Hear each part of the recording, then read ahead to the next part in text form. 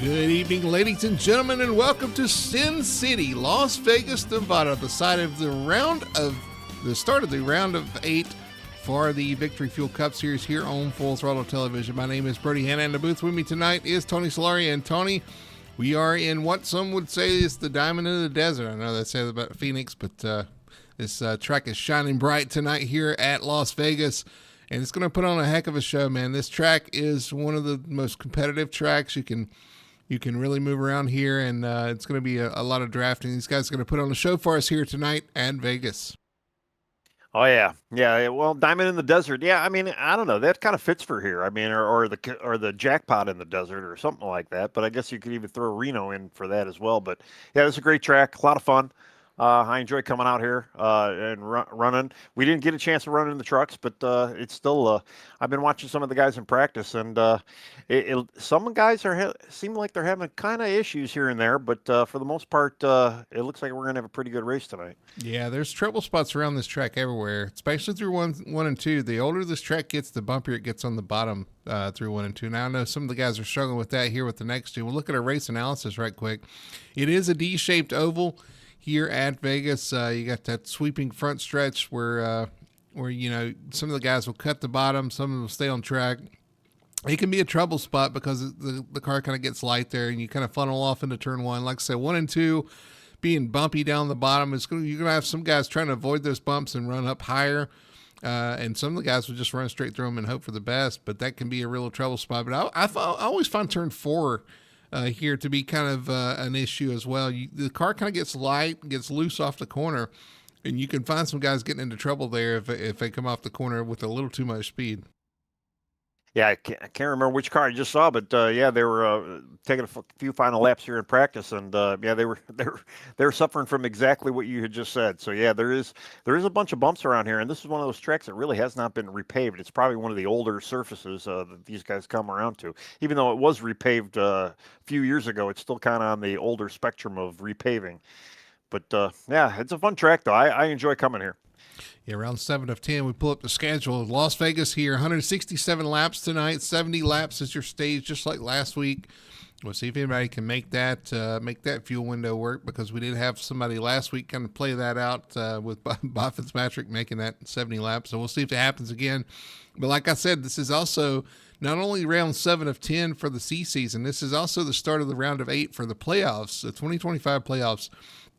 And you look at this round, Tony, you got Vegas, Talladega, and Martinsville. And a lot of these guys have tonight circled as one of their better opportunities to win in the series and kind of advance in the playoffs. So I wonder if desperation is going to kind of creep in here, and some of these guys are going to try to look at this as a win or nothing and make it maybe a little more exciting than we thought it would be.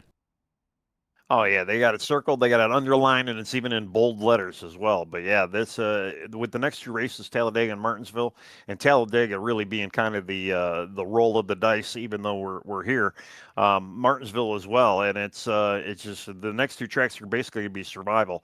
And yeah, if you got a good mile and a half program, and again, this is the last mile and a half program or track of the season.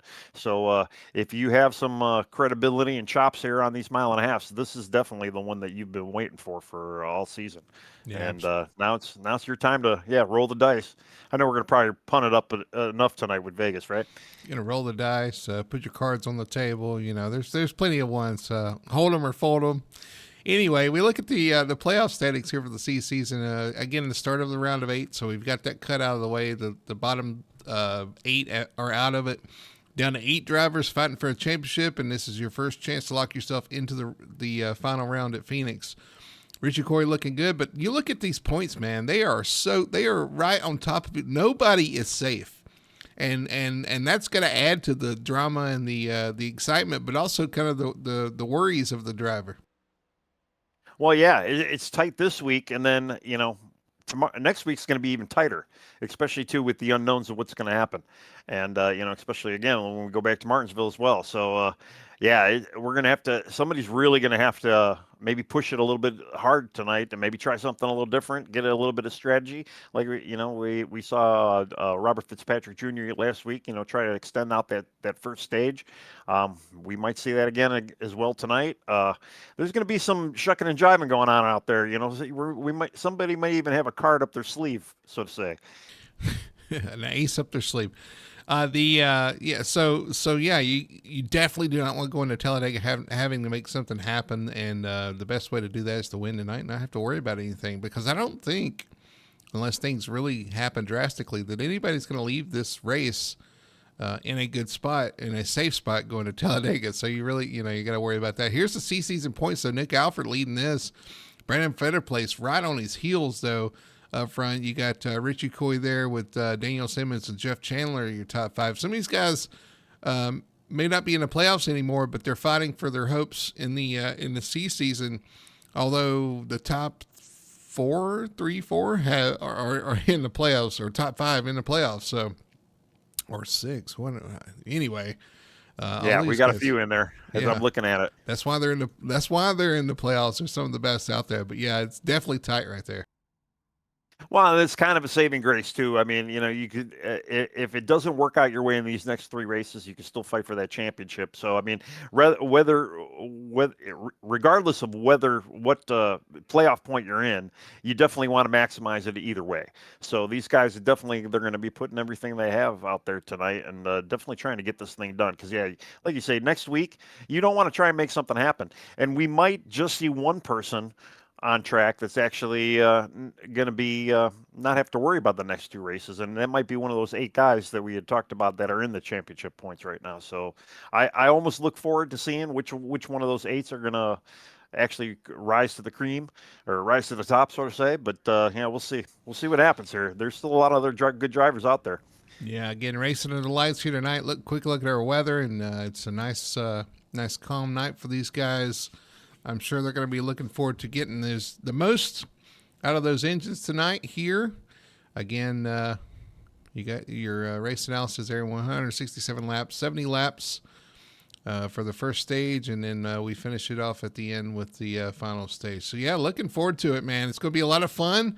Drivers are starting to grid up on the field. Let's go down to our starting lineup for the Las Vegas 250.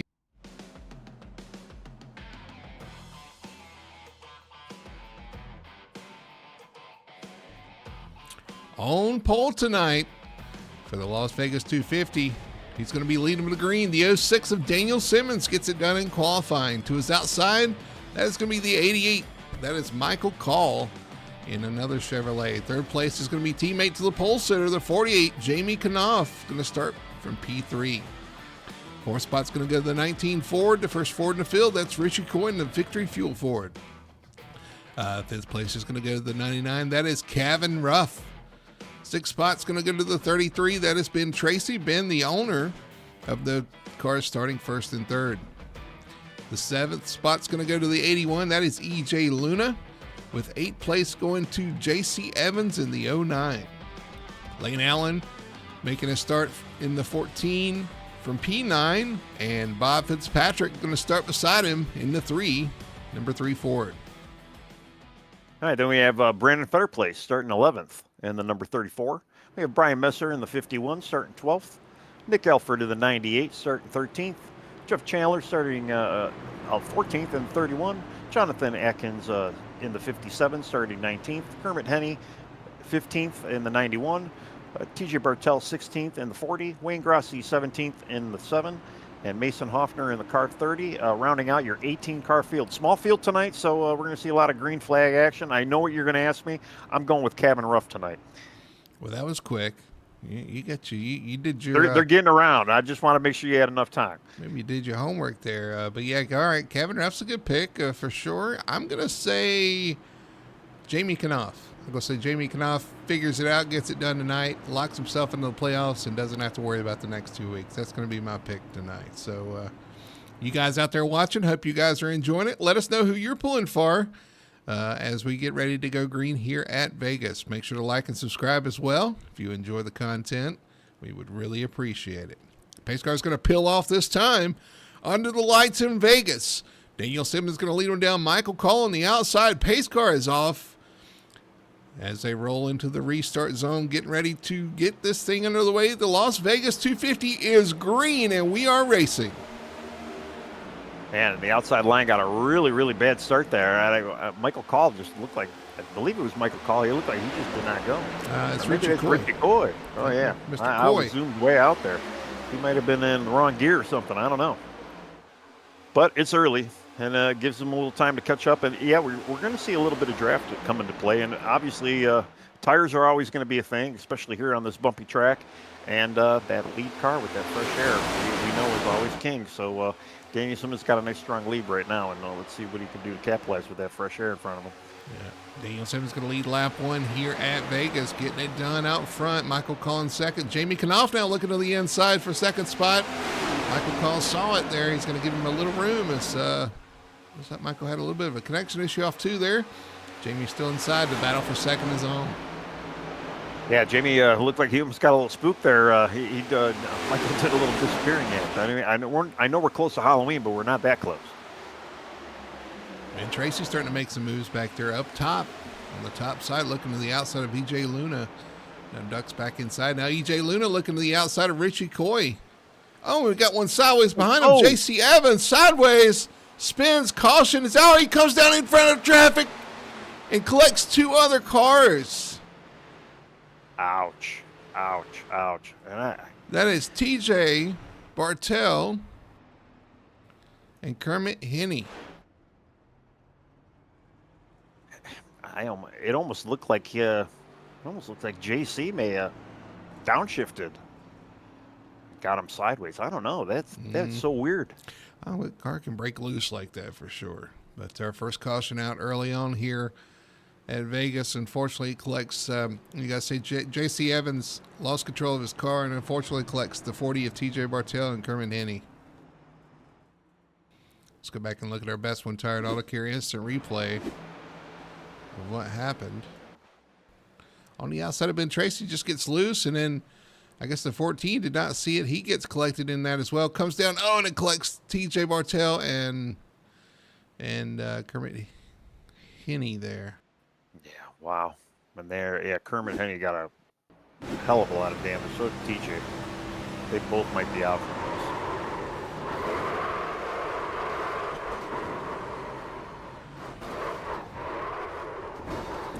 You gotta say it though. You probably want to hold your brakes if you're up top. He rolls across the track, collects 2 other cars. It's such a I was looking at TJ too as well, and he he was on the high side of the track. He goes low because JC was high, and he didn't really have any place to go. They just kind of met right there in the middle. Unfortunately, Kermit was already down there as well, and neither one of them really had any place to go. That's a hard hit for a lot of guys. TJ, Kermit, JC, and was it? Yeah, TJ for sure has got right front damage and left front damage. He's probably completely done. I'm bored with Lane Allen here. He was right behind it, sees him get loose, locks it down trying to save it. Just in front of the field. I mean, there's nothing Lane could have done there either. Oh, and no. Wayne Grassi sliding in there late too, I think he was trying to avoid it and lost control. Yeah, I got to go back and see what happened to Wayne there. He was far enough from it, and just he was slowing down, making evasive maneuvers. It looked like he wasn't even really making a major evasive maneuver, and just the car just got out from under him. He wow! Was slowing down for the wreck, and it just it turned right there. I think he had maybe the left sides on the apron there. Wow! But crazy. Nothing major, no major damage for it. Just touched the wall there. He's got to get that fixed though. But that's 3 cars at least. They're going to have heavy damage. Maybe 4. 14, the 09, the 40, and the 91. Yeah, definitely a bit of activity on pit road right now. So, like you said, Lane Allen, Robert Fitzpatrick Jr. kind of in the tail end of the field though right now. Curious to know if he actually even pitted maybe for gas. He did. He did come in for a little bit of gas. I've got this. Let's look and see what it tells me here. He did. Pitted on lap 4. We got a little graphic there now. Pitted on lap 4. Oh, very nice. And that'll tell us when the last time they pitted and their pit time. So we'll be able to check that. Let's go up through the field as they get 2 by 2 and see who else pitted. Mason Hoffner stayed out. Nick Alfred being the first guy that pitted there. He's also on. Now, I don't know if these guys took tires. Robert did not for sure, and I could go back and look at Nick. I believe probably Nick did not either. I don't know if you'd want to take tires first for laps, but a little splash though with the tight fuel window. Yeah, that'd be worth it. That could definitely be worth it. Yeah, no tires for Nick. So Daniel Simmons going to lead them back to this restart here.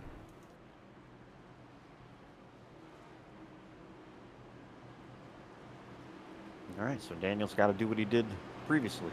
He's going to have a little easier time here because on these restarts, of course, the starts go on the green flag, but these restarts, he's got the restart zone. He'll be able to take off when he wants to. They enter the restart zone now. The green flag is back out. We are back under green. He's getting a pretty good run there from Michael Call, too, although he's got his teammate behind him. I'm waiting to see Jamie give Daniel a little bit of a push there. Maybe even a push out of the way to get the lead himself. Yeah, we've seen these guys race pretty hard. Even though they are teammates, they race each other pretty hard here. Well, they got 2 guys in the playoffs right now, and only one guy could make it through, and the other guy's going to be biting their nails for the next couple of weeks. So it's definitely the game is on. EJ Luna with a power move around the 19 McCoy around the outside, takes that position, moves up to 4th spot. Now he's got Michael Call in his sights up front. Yeah, EJ kind of made that similar move even before we had that caution, so he might have a pretty good car early on. But again, some of these guys can make it that whole 70-lap run. You're almost a little bit extra contact there with Jamie and Michael Call. Yeah, calling the wall a little bit there off turn 4, but then again, I don't know, he kind of blinked out, so it might have been Ghost, I don't know. So Michael Call's going to retake that position around the outside of the 48 of Jamie Knopf. Now looking for the lead on Daniel Simmons in the 3. Wow. Yeah, he had a nice power move coming out of turn 2 there and just rocketed, and he just cleared Daniel. And when I see a move like that, the first thing that comes to my mind is, are these guys kind of riding and saving at this point? Not saving fuel much. I mean, maybe saving fuel too, but saving tires because they know something's going to happen. And it looks like Michael Call certainly is not saving anything at this point. Wants to get out front. And you wonder if that's going to come back to bite him. I guess time will tell. Well, with the amount of cars, I mean, yeah, unfortunately we did have one accident, and I'm looking in the pit stops, and yeah, all 3 cars right now are still in the pits, maybe getting damage done. I don't know if we're going to see them return. I haven't seen anybody drop, or Kerman Henney has dropped, so for sure he's out. But yeah, I mean, with the little amount of cars on track, you really can't, anticipate there's going to be cautions. So there's, less chances at least. So they're going to have to kind of figure out maybe it's time to save. And we know what Jamie does. We know what Daniel does. And, they like to save and kind of be around for the end, along with, like a Robert Fitzpatrick Jr. and a Nick Alford too. Some of these guys, they don't show up until a little later on in the race here. And they've got the gas now, apparently. We're looking at last week's winner, Brandon Fetterplace, currently in 6th spot, right behind Richie Coy. Fetterplace got that win last week, and that's great news for him. But unfortunately, with the points reset, you got to start over and try it all again. I'm sure he would have rather won this week than last week, but Yeah, I was going to say the same thing. Yeah, he'd rather have it this week, but hey, I'm sure some of these guys will take a win whenever they can get them, whether or not they're in the playoffs or even running for a title or not. But yeah, if you could get that win when you really need it, that's when it's really sweet. Sweet, almost like the donuts on Ben Tracy's car, and he's still hanging in there in 7th, right behind Brandon Fairplace right now. And then you got Jeff Chandler in his pink car.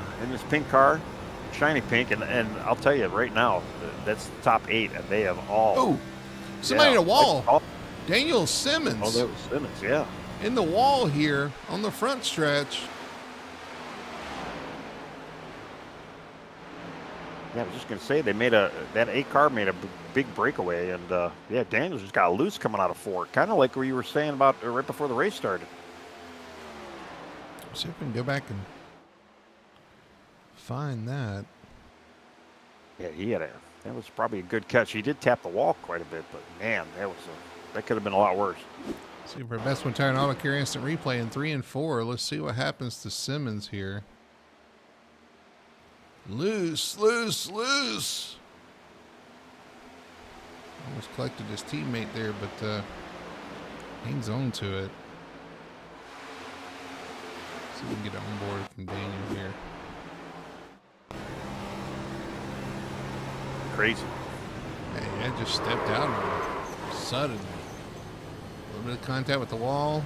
He continues on. I don't know what that damage will do to him, though. I guess we'll all find out together. Yeah, for sure. It probably didn't make the car handle better. Although I've hit the wall a couple times and the car's felt better. Not often, but it does happen. I mean, I'm watching him right now. He's kind of gaining a little bit on Jeff Chandler.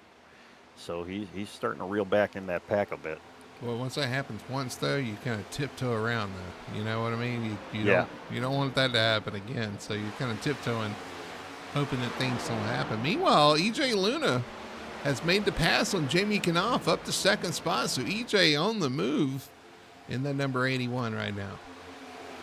Yeah, I was kind of keeping an eye on that as well, and he's starting to kind of reel in Michael Call a little bit. So definitely starting to catch him, putting a little distance on Jamie as well. But, I kind of feel like Jamie, you got Richie back there, you got Brandon Fetterplace, even Ben Tracy, and we know Jeff Chandler as well. These guys are saving a bit. They know this can probably stay green for a while here, and they might even have to pit as well. Although some of these guys might be thinking, hey, maybe I can extend, maybe I can make the whole 70 laps on a set of tires and a tank of gas. Yeah, with that caution and some of those guys pitting, you got to kind of wonder if maybe that's the case. Maybe they can make it now. And here comes EJ Luna looking to the bottom for the lead. Or is that a lap? No, that's what happened to Michael Call. Something happened to Call off turn 4. I know. As you were saying it, I was like, wow, Michael, I think he tapped the wall in 4, coming out of 4 there. Michael he's going to fall to 4th spot here as Brendan Fetterplace gets around him. So, drama up front. Actually, no, he got loose coming out of 4. It did not look like he actually did tap the wall, but he definitely lost.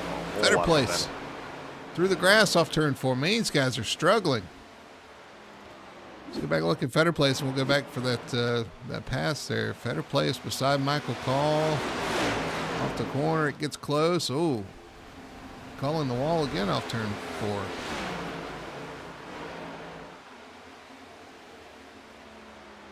Wow. There might have been a little bit of an arrow push there between Michael Call and Fetterplace there.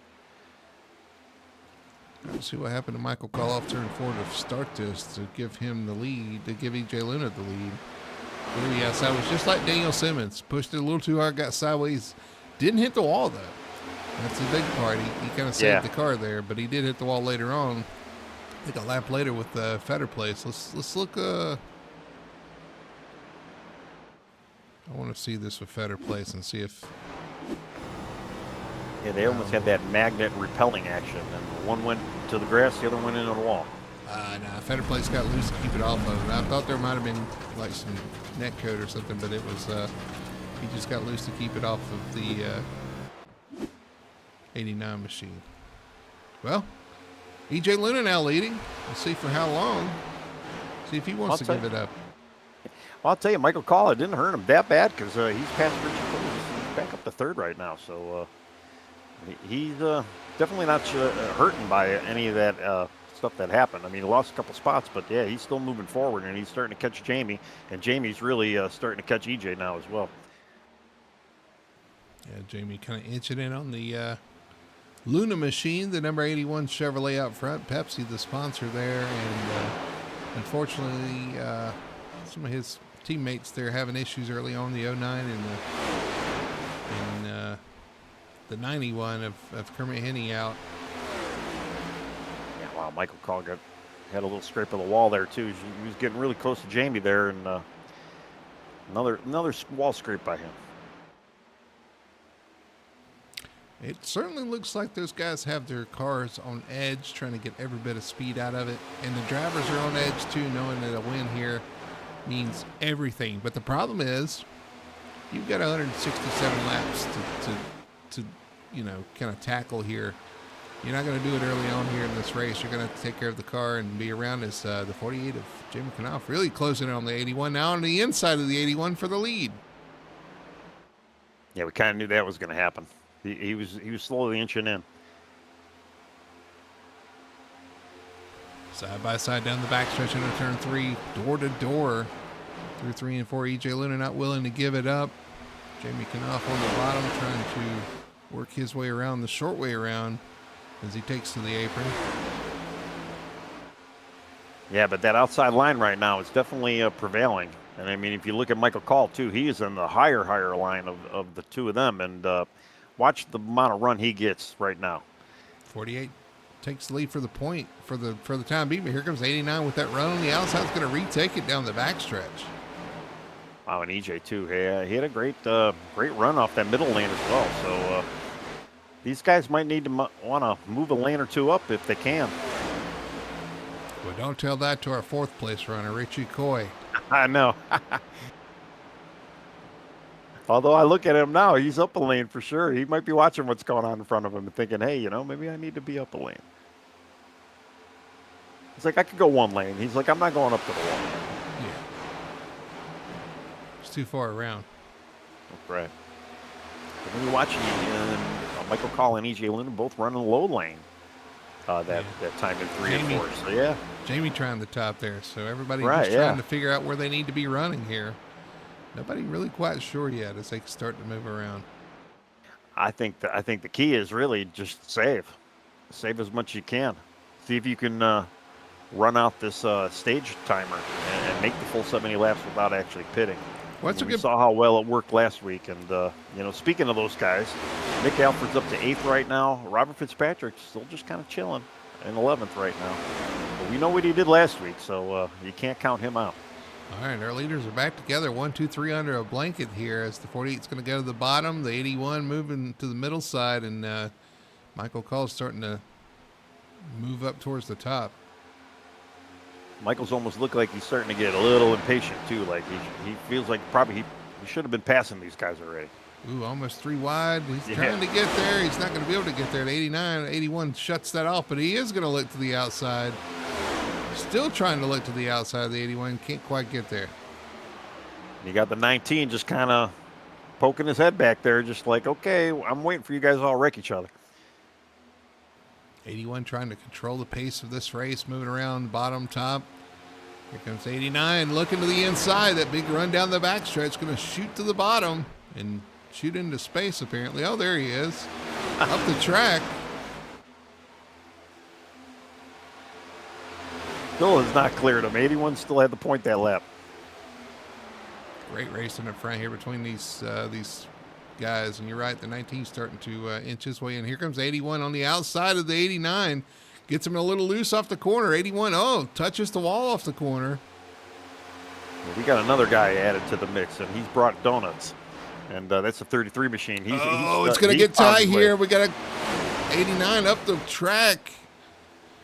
Into the 81 just a little bit. That's going to lose him all that momentum. And here comes Jamie Knopf back around for second. And Ben Tracy, the outside of the 19 right now as well. So we got a five horse race here up front. Yeah, where did he come from? All of a sudden he's shown up. And right behind him, Jeff Chandler's starting to join the pack as well. This is what I was wondering. Some of these guys saving those tires a little bit, starting to show up here towards the middle of this first stage run.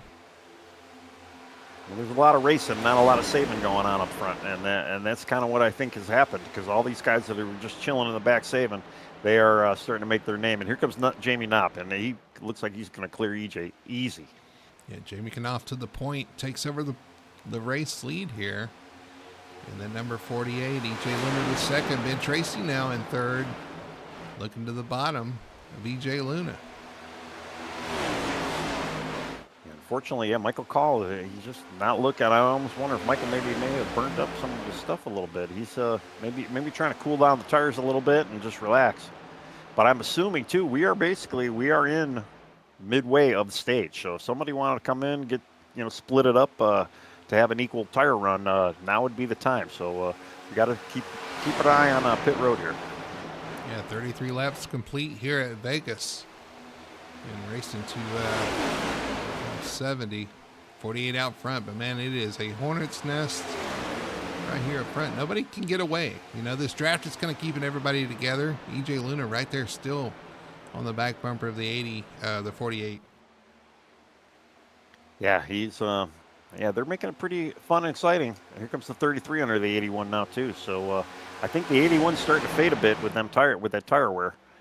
33 to the bottom underneath the 81's going to take that position, gets tied off the corner, there has to check up, gets contact. But the 81, he has to slow up right in front of him. That's going to allow Michael Call right through in the second spot. Richie Coy able to get by the 33 as well. Oh, man. Incredible. And then, don't look now, but Nick Alford has kind of popped himself up into the picture now as well. Yeah, as Fetter Place has kind of made his way as well. So, I mean, we've got a bunch of new players right now. Yeah, Fetter Place getting around the 33 as well. Here comes Alfred around him. I think Alfred had some new colors this week, the white and blue. Takes some getting used to. Yeah, the one guy I'm kind of waiting for is the guy I picked, Kevin Ruff, and he is hanging back there, and he is starting to kind of gain this pack a little bit. Although this lead pack has been so competitive, I'm just going to use that term nicely. It's allowed some of these guys to catch up to him. So I'm expecting to see Kevin Ruff kind of get into this mix in a little bit as well. Battle for third is on. EJ Luna on the outside. Richie Coy looking to the inside. I tell you what, this is what Jamie Knopf wanted to see. He's kind of pulled a little bit of gap on Michael Collins second, and then this battle for third's a little farther back as well. Things starting to get strung out between our top three, but it's still hot and heavy here from third on back. Yeah, and it's just showing you that clean air right now. And Jamie, we know he's probably was saving a little bit, and now he's got a little bit of a tire to manage. Do they have enough gas? I guess that's going to be the big question. Because I kind of feel like this is a little bit more demanding on fuel than Charlotte was, just because to me it seems like this is a little bit more high speed. You're in throttle a little bit more. You do have a little bit more of a track than you do with Charlotte. Charlotte's a little bit tighter. So, yeah, I don't know. Again, I'm kind of waiting on pit stops. We're going to see somebody dive in here at some point. Alfred almost to the back of the 31 gets a little either loose or tight through 3 and 4, washes up the track right in front of EJ Luna. It's going to open the door for Fetter Place to get by him. Yeah, well, Nick, we knew kind of Nick was going to, obviously Nick's got a little extra gas, and we know how he likes to save as well. And his point stats do not lie. So seeing him kind of weave his way through the field right now is definitely not unexpected. And then here you go. You got Kevin Ruff. 81 looks like he's coming in for pit right now. 81 is coming down pit road. So he's going to be the first one to take a stop here in this first stage. So that answers the question. He definitely could not make it. Yep. Yeah, I kind of feel like we're going to have a lot that might not be able to make it. But then again, I'm looking at Fitzpatrick Jr. He really hasn't made his move at all. Although if he's really got to save to keep ahead, maybe even win the stage again. We've seen him do it last week. And here comes Michael Call. Sideways trying to get to pit road, sliding it out there. He'll come to pit road as well as behind him. Looks like Ben Tracy's hitting pit road as well. Yep. Yeah, now we're going to start seeing everybody filter through. Monkey see, monkey do. And they don't want to be caught off on different tire strategies. So the question is, 2 tires, 4 tires, no tires, 8 tires? We've seen some 8 tires tonight. I was going to say, we've already seen 8 tires tonight, yeah. I don't know. I guess it's a tough call. To me, I would always take 4. This is how I would be. But, I don't know. I'd probably be in that situation of Robert where I try and save. Don't pit at all. Save a set. Kevin Ruff up the track into the 31. Hang on to it. I'm in such a wide blimp angle right now. I'm just trying to monitor pit road here. waiting for somebody. But Jamie Knopp, man, he's got a 1.6 second lead right now over Richie Coy in second. Although I think Nick Alford actually taking over second in that last lap. Oh no, that's Kevin Ruff. No, who's in second? And it's a lap down car in second. Yes. I like I say, I'm very far away. Oh no, that's Lane Allen. I didn't even notice Lane. Yes, pitting. He's pitted. He was caught up in that first wreck too, so he might be a little farther back. But yeah, so the interesting point about these pit stops is that you don't need to take a full load of fuel. So that does open up the opportunity of maybe taking fewer tires, making 2 tires or whatever. And that opens up the opportunity of maybe a shorter pit stop. You get out there in clean air. Maybe you can do something with that. Although I've never seen that really work that well here in Ireland. So. No, it really, you got to have that proper setup, and it's something you definitely have to know going into this race. I'm hearing over the radio Richie Coy's coming in. 3 and 4, he's on the bottom. He's going to come down. We saw in the Cup race too. These pit stops are kind of important. It's funny. We saw William Byron plow into the back of Ty Dillon trying to pit there in the race on Sunday, and you kind of hope these guys are hopefully giving each other plenty of room and notifications that they're coming into pit road, so we don't have that happen here. Yeah, I mean, we don't have a rule here at FTSR whether you got to call it, but it's definitely encouraged, especially if people are around you. You want them to let you know. Here comes Jeff Chandler. Chandler into pit road at purple, pink. I don't know what color fuchsia. Yeah, it's kind of a fuchsia color. I know, we haven't gone to chat just because the action's been pretty good, but I want to say hey to everybody in the chat. And Doyle, you could probably tell us exactly what color that is. He could probably even give us the code of what the color is. Yeah, the hex code, yeah, for sure. He's on pit road there. Jamie Knopfer, leader, coming to pit road, slowing down for pit stops here. Off of turn 4, looks like Brandon Fetterplace in second is going to follow him.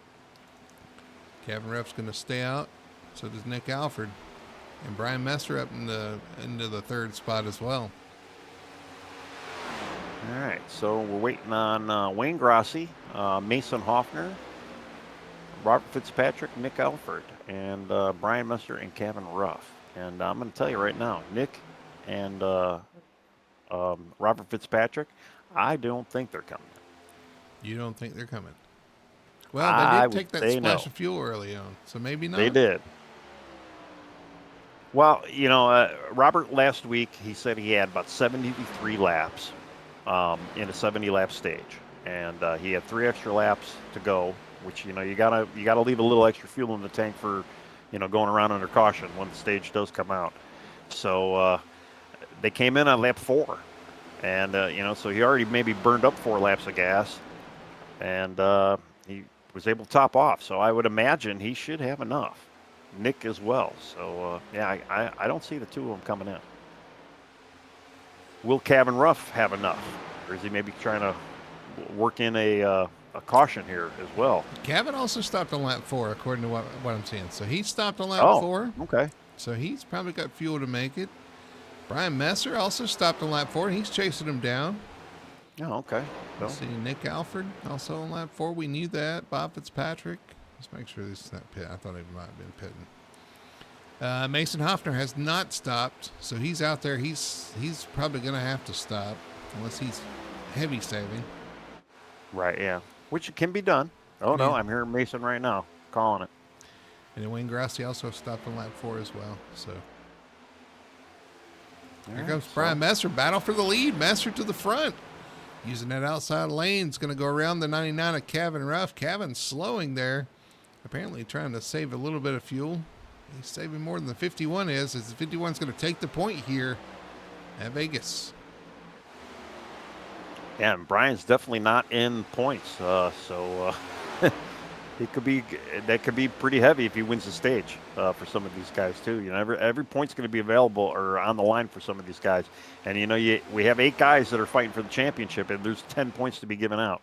So you definitely want to try and maximize what you can, but you don't want a guy in here spoiling it for you either.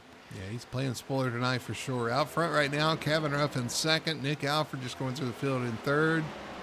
There's Bob Fitzpatrick right behind him in fourth. They got EJ Luna between them. EJ's going to go to the top with those fresh tires and plenty of fuel and get right by these guys. And then Wayne Grassi. He's salvaging what he can tonight. Right now in fifth spot. Yeah, he's about 10 seconds past his next rival, which would be fourth, Robert Fitzpatrick. And I'm just kind of waiting to see if Robert starts moving and shaking through the field as he's working on Nick Alford's bumper right now. They're almost door to door. I thought he was going to be door to door, but it looks like he's door to door now. He is. Yeah, he's going around the Nick Alford machine. So Patrick.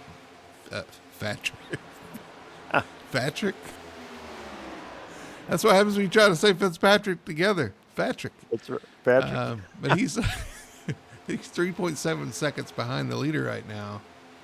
And those two are kind of drafting together as they're kind of getting overtaken by those cars that pitted. Right now, Messer and Kevin Ruff right there together as Michael Call right behind them.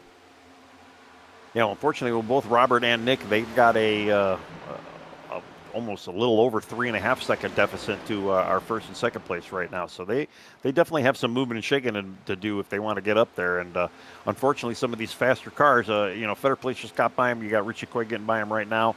That is definitely kind of hurting them a little bit. But hopefully those same guys are going to hurt the leaders and maybe allow these guys to catch up, though. But we got 15 laps to go in the stage. Yeah, it's going to be a tough order, but man, Robert really has pulled some speed off of Nick Alford though, and just within the lap or two, got a good little gap going. So what I saw is it looked like Nick went a little earlier.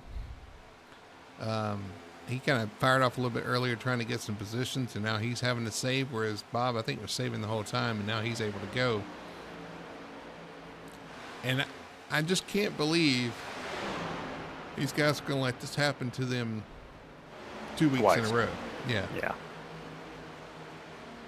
What's even more surprising, although I think we did have a few cautions 2 weeks ago. I was going to say, I'm sure somebody would have done this 2 weeks ago when we were at, I can't even remember what track Charlotte. was that. Well, before Charlotte, because we've had 3 of these in a row now, 3 mile-and-a-halfers. So was it Kansas? It may have been Kansas, yeah. If I'm sure some of these guys would have tried it there as well. But yeah, to happen 2 weeks in a row. I mean, the sad thing is they're not going to have another opportunity to do this. This is it for 1.5 miles for this season. True. So some of these guys have snoozed and are potentially going to lose because of it. Brian Messer decides he can't make it. It's going to come to pit road. He peels off, hands the lead to the 99 of Kevin Ruff. Yeah, he sure did. And Kevin's got a 4.2 second lead over Robert Fitzpatrick. But man, Robert, another great strategy for stage points. He's probably not going to get the W for this stage, but man, still second place. I'm not so sure, Tony. I'll be honest with you. Kevin's picked up the pace all of a sudden. I don't think he can make it. I think he's realized that now he can't make it. He's picked up the pace once again. Just like with Brian Messer, he decided he had to come to pit road. I don't think Kevin can make it either. Now, Bob, because he's continuing to put time on Fitzpatrick, Bob's really slowing down here to try to make this. 4.7 seconds now is the gap. Yeah. Well, it might be true. Yeah, Kevin might actually have to come in for some gas here. But still, I mean, if Robert could get a first or a second stage win out of this again, second week in a row like this, I mean, that's kudos to him for sure. I mean, that's seeing a plan and sticking with it and just making it happen. And he's pulled off a huge lead over Nick Alford. So I mean, if Kevin can't make it, Robert's got an easy victory for the stage here. Yeah, I mean, Kevin, he's up to 5 seconds, over 5 seconds over Bob. I mean, he's continuing to put time. So I think he's hammered down. I think he's realized he couldn't make it. So he's hammered down trying to get a gap on Fitzpatrick and probably hoping and praying for a caution here. Fitzpatrick continued to kind of save, but nowhere near saving like Nick Alford, because Nick is way off the pace. He's backed way off trying to make it. Yeah, Robert put almost a second on him. But, too, Nick really doesn't have too much to lose either. I mean, you got Wayne Grassi, who's got about a 6 second gap behind him as well. So if Nick was even a little bit shy of making on fuel 2, he's got a little bit of buffer. Yeah, and with only about 8 laps to go here, You know, you got to remember though too. You got to get around it after that yellow gets thrown. Yeah. You need still a lap or two. You want those points, though, man. You don't want to give those points up. And I know these guys are looking at these points, trying to get as many points as they can and head into Talladega and Martinsville. So you really want these stage points. But, man, if it doesn't work out, it could be disastrous for sure. And I'm looking at some of the guys right now. We got Daniel Simmons right now out of the top 10. Jeff Chandler out of the top 10 in 11th. Richie Coy just made himself into the top 10. So a couple of these guys are not going to be gaining points tonight. True.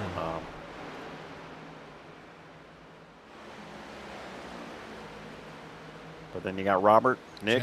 Chandler too. He's in the playoffs. He's right outside the top 10. He's not getting, man. Yeah, there's a couple guys that, they're definitely not going to get their points tonight. And they might not even be able to make it on the lead lap right now. Richie Coy right now sitting in 10th. He's the first car a lap down, so he's going to, he'll get the lucky dog. But Jeff Chandler is probably not going to get the lucky dog. He's working around the leader right now. So the 19 of Coy is going around the 99 right now. He just unlapped himself. So that's going to put Richie back on the lead lap and Jeff Chandler in the free pass spot. Okay.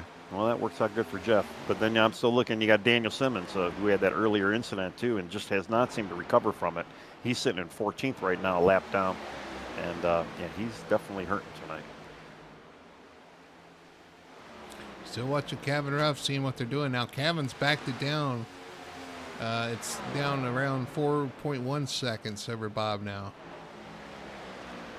Yeah, his last lap was a 31.0, and I'm going to have to go back and.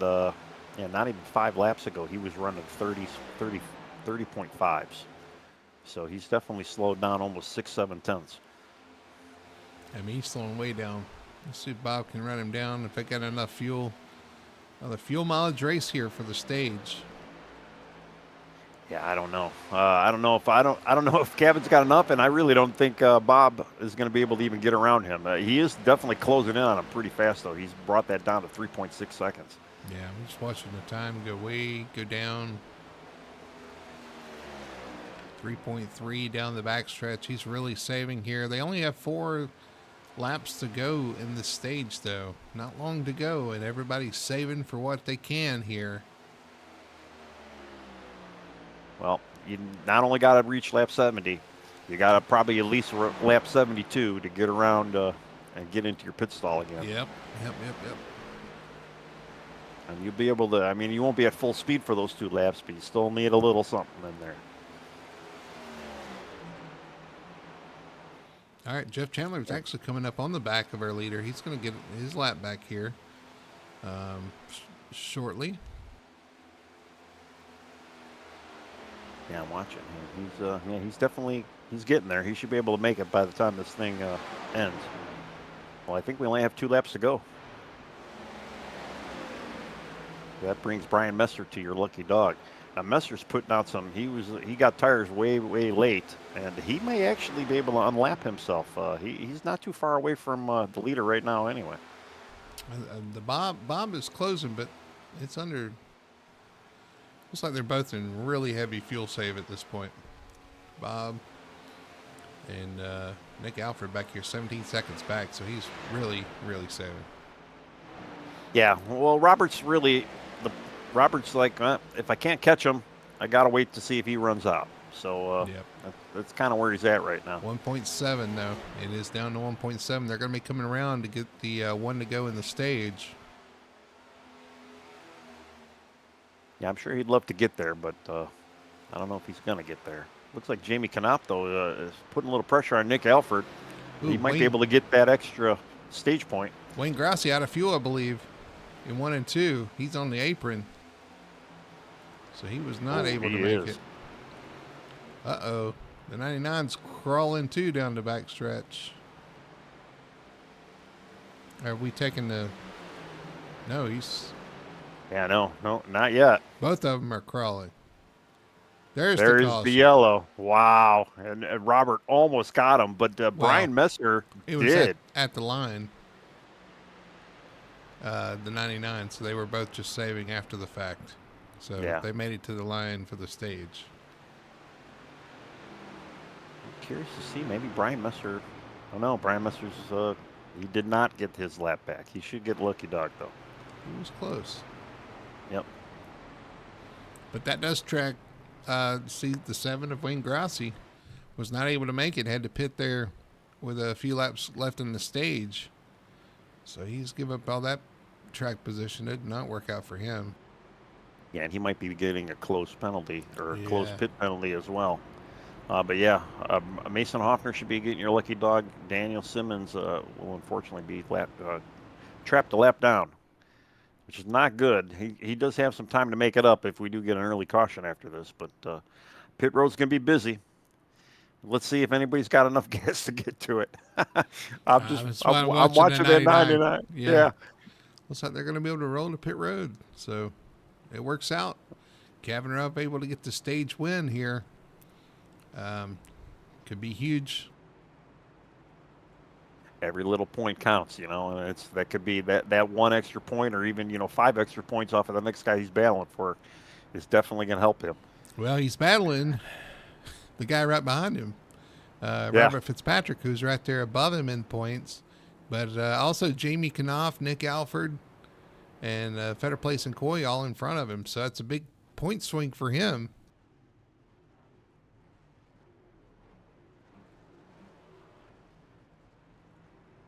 It's a tight points battle regardless. So it looks like the 3's going to get out second. Ooh, yeah, almost first, but I think Jamie Knopf maybe edged him out there. No, that's Mason Hoffner, I think.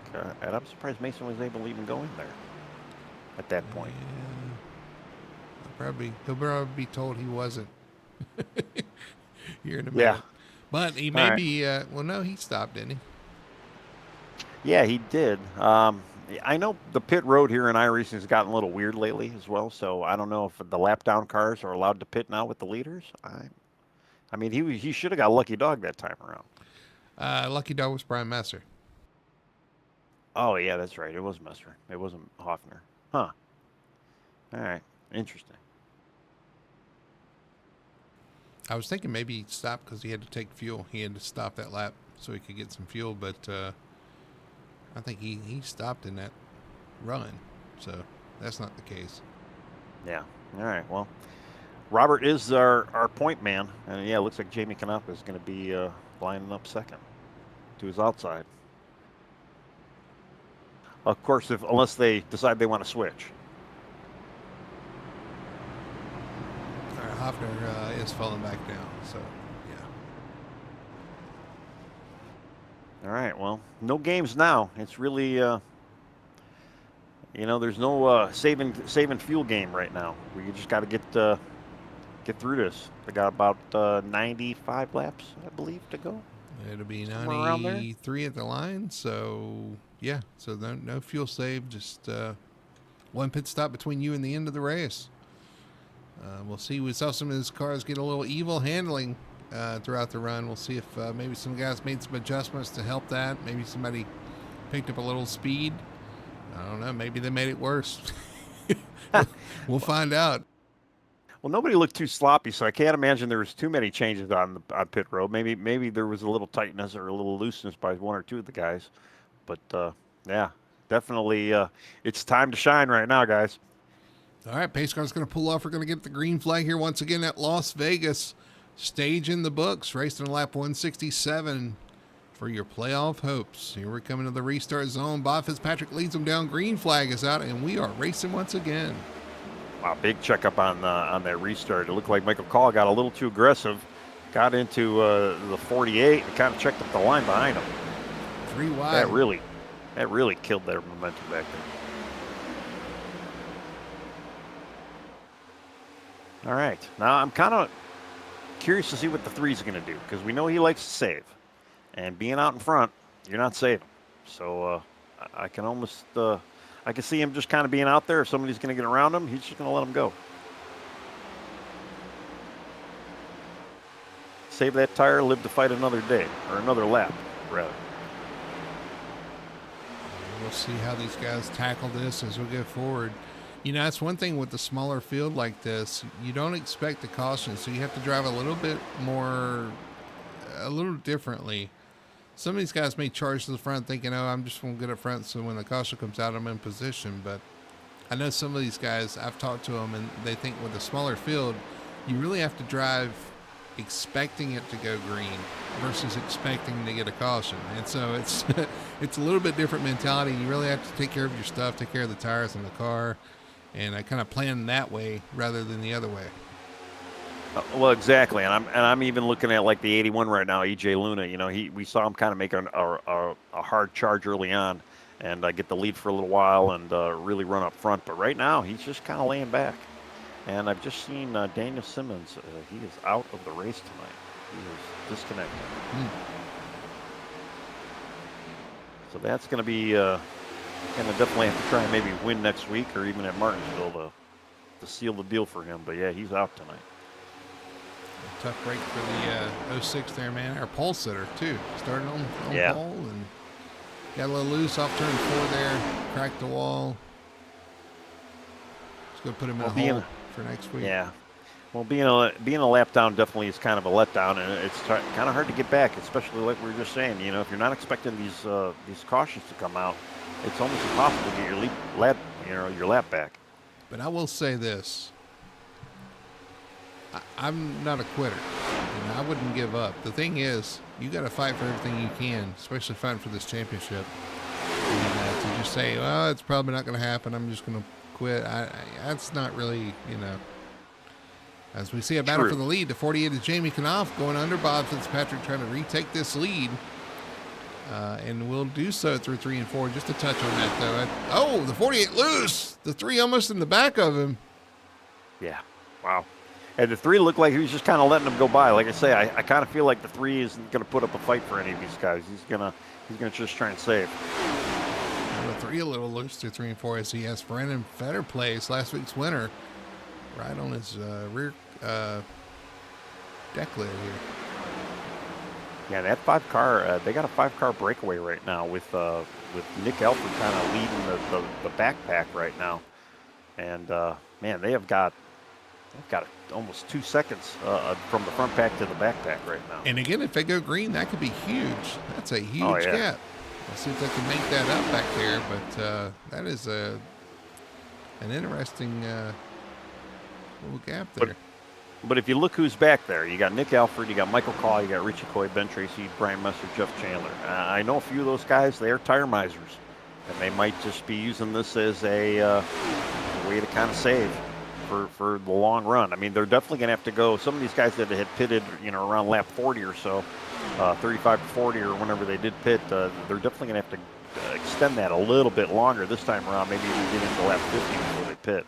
So they're going to have a little longer run today, or this time. Is the tire strategy call, though, too, because it's interesting because Captain Ruff is up front in this group, and he was kind of saving early on there. And you know Bob Fitzpatrick can really save some tires up there. He's in second. Same with Brandon Fetterplace right there in third. So even if they're saving tires back there, they're losing ground, in my opinion, to guys that will probably be doing the same thing. Right. Well, and it's very true, yeah.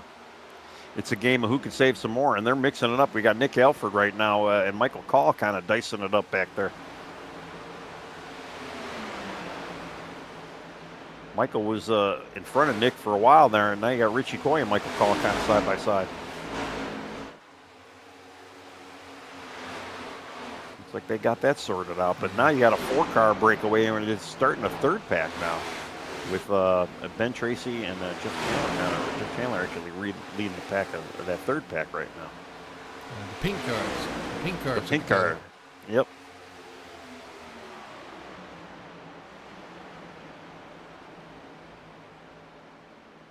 Yeah, so I mean, honestly, that 2nd pack is really starting to kind of. They're definitely pulling away from the 3rd pack, and I'm trying to see if they're actually closing into that 1st pack right now. 'Cause, yeah, it looks like they all have stepped it up a little bit. Maybe they're listening to the broadcast. Nick Alford on the outside, Michael Call on the inside. They are side by side in this 2nd pack you were talking about. Nick Alford to the outside, Michael Call on the inside. Michael's going to prevail. Oh, he's loose off the corner. He's really loose. Man. I mean, to me, this is kind of shades of what we're going to see next week with the different packs. And I don't know, if I was in the second pack and I was really trying to catch that first pack, you almost want to line up and work together. Maybe try to work that draft to your advantage. Yeah, but they're race car drivers, and everybody thinks they're faster. True, but still, I mean, you got to think what's, long-term goals here. Oh, I know. But you put that helmet on, I think it cuts a little circulation off to your brain. And that might be true, you kind of lose focus of that sometimes. Well, I almost did. Messer in the wall off turn 4. All that. And all that's done is you got pack 2.5, which is a sole Jeff Chandler right now, kind of in between pack 2 and 3 right now, and he is definitely catching that second pack. And Jeff Chandler trying to join this pack number 2. Yeah. To pull away from pack number 3. And we have heard from Doyle that it's October pink or neon pink. That's what he calls it. Breast cancer awareness being the month of October being breast cancer awareness month. I know that's what some of these other guys have a little pink on their car, and that's pretty cool to see them support that. And it's always kind of cool to see what these guys come up with when it comes to including the pinks on their cars. Great calls. Great awareness. It's always kind of been something in the sim racing community for whatever reason that this guy's kind of latched onto, and we done it even back in the 2K3 days. We included that as well. So it's great to see those guys put the pink on their car for a good cause. Yeah, we should see some pink curbs in Martinsville. I don't think that has left yet in iRacing, so we'll probably see that again this year. Yeah, they don't. I don't know. I don't think they have that. Well, they did at one point. I don't know if they still do, but who knows. But, I'm looking at Robert Fitzpatrick's car, too. He's got a lot of pink all over it, but he's got a pink pig on there for pork chops, which sound pretty good right now. Not to make anybody at home hungry, but... Hold on, I got to run to the grill right quick. I'll be right back. Yeah. Who's got pink pork chops? Robert Fitzpatrick Jr. Oh. He's running a, what is it? Original Hog Wild. I hear you.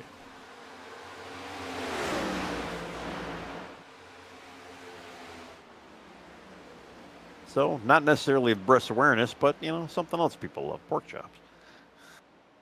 Pork chop awareness. Pork chop. That's right. Let's get a look at the number 3 machine there, Fitzpatrick. Still hanging in strong over second. It really has not gotten away from Jamie Knauf either, and Brandon Fairplace just kind of in tow. You could definitely tell that everybody's just kind of calm right now. Even EJ Luna, just really just staying in front of Cavan right now, really hasn't been pushing the issue. Kind of like we saw in these earlier in the earlier round. So everybody's just kind of hanging out there. They know that 5-car breakaway. They've got almost 3 seconds over the 6th car right now, Michael Call, and. Just kind of saving away. Although, as I say that, Cavan Ruff is getting by EJ right now. It's tight off turn 4, man. I tighten up every time I see these guys coming off pit road or coming off turn 4 there. Cavan touched the wall a little bit there. EJ's led what does it say? 14 laps tonight. Pretty good run for him so far. Currently in that front pack.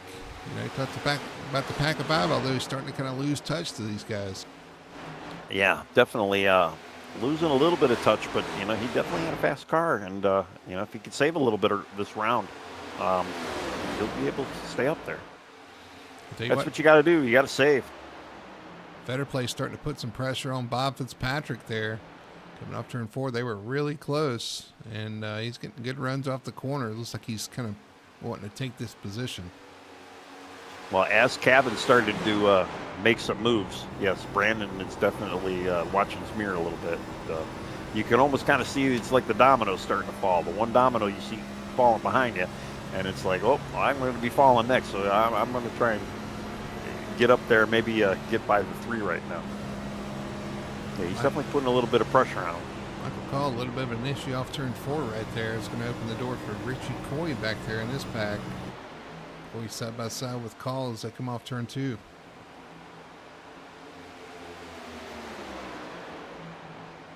Yeah, Michael's been having kind of a up and down night tonight too. He's definitely not as strong as he was earlier, and again, like I say, he kind of jumbled up that line on that restart there, and it's kind of what put the second pack where it's at right now. Yeah, he's been a bit aggressive tonight. I've seen that. Some of the moves he's loose again there. He's going to lose a position to Richie Coy, who goes by. He's loose on the top of 1 and 2 there, but he's made some aggressive moves tonight. We haven't seen that recently. We saw it when he first joined, and so he's kind of back to that just a little bit. Oh, he's bouncing off the wall off turn 4 there, unfortunately. Yeah, definitely. I mean, he's got a fast car. You just got to need to manage it and kind of keep an eye on it. The one guy that got a little sad up right now is Jeff Chandler. He unfortunately has fell back. He was starting to gain that he was 2.5, pack 2.5, and now he's back to pack 3. Got a race for second. Kevin Ruff, Bob Fitzpatrick. Bob trying to take this position on the outside. Kevin Ruff coming from the back of this pack, starting to make some noise. And we saw this in the first run. He was kind of slow to start off, kind of fired off kind of slow, but he showed up there at the end. And he's going to take a position over Bob, who slides right in front of Bob. Yeah, he cut his nose right off, man. Bob laid up a little bit for him. Probably didn't appreciate that too much. Well, that's teammates, so if you're going to have a problem with it, you can discuss it in a Monday morning or I guess Tuesday morning meeting with the team because, yeah, they'll be in there together. Yeah, he's riding all over his butt right now, so, wow. Ooh, Bob touched the apron there a little bit. I'll tell you, they didn't look like teammates for a minute there. Yeah. I mean, you can still be teammates and be mad at each other. Trust me. Right, Tony? I think we could do that. Yeah.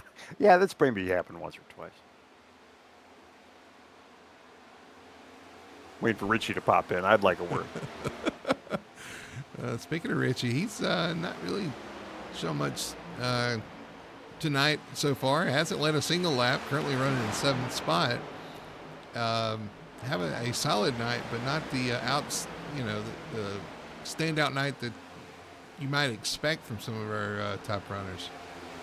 Well, yeah, Nick is kind of pulling away from him now too, and yeah, they're definitely solidly in pack 2, and yeah, ever since that bobble on the restart, I mean that pack has just not moved at all. They have really just, I don't know if collectively they've lost the draft or maybe they're still in save mode waiting to go. I mean, in theory, too, we're going to start seeing some guys come in maybe in still another 20 laps. So there still is a little bit of time for these guys to, put some laps down. But at what point do you say, hey, I'm going, and I need to go now, and I need to start maybe catching up a little bit? Well, Fetter Place is going. He's on the inside of the 3 of Fitzpatrick there trying to get third away from Bob. But Bob's going to hang on there with that outside lane, getting that momentum. Still going to try it up here into turn 1. And again, turn 1, with those bumps, we've heard how tricky it can be on the bottom there. Looks like the 34 is going to get it done, though. It's going to slide right in front of the 3 as well. They've separated. Maybe not as close as the 99 was, but... Right. Well, I mean, that opening pack, I mean, they were pretty tight for a while, but that 5-car pack, I mean, the only 2 guys that you have right now that are even close to each other are Fetter Place and Fitzpatrick, and we just saw that pass. So, yeah, it's they're pretty spaced out. I mean, Jamie Knopf right now has got a almost 7/10 lead over Kevin Ruff. Kevin's coming though. He looks like he's. I'm gonna have to start looking at lap times. Kevin ran a 30.3, and Jamie also ran a 30.3. So they're both kind of running similar lap times. But it looks like Kevin is starting to maybe slowly close in on him. He is catching him a little bit for sure, and he's running a little bit higher on the track as well. 2, 3, and 4 anyway. He was about a lane higher than the 48. I'm sure the 48's taking note of that and maybe trying something a little bit different. They ran well, there was a line. Yeah, there was a 10th of a difference in lap times that last lap. So yeah, Kevin is coming. But other than that, yeah, everybody's spread apart. Then you got Brandon Fetterplace. Definitely he's pulled away some since he passed Robert Fitzpatrick. So you've got a really good spread out of that top 5 right now.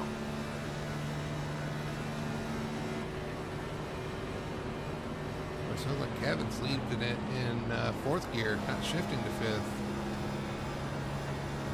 I wonder, That's a good. I was just thinking about that. That's probably the gearing is probably something that helped them save that fuel for the first stage. So now you can tell he's running a different gear. We're going to listen again here on the straightaway. High RPM, almost revving it out there, and then we'll jump on board with Jamie Knopf. You can hear the difference in RPM.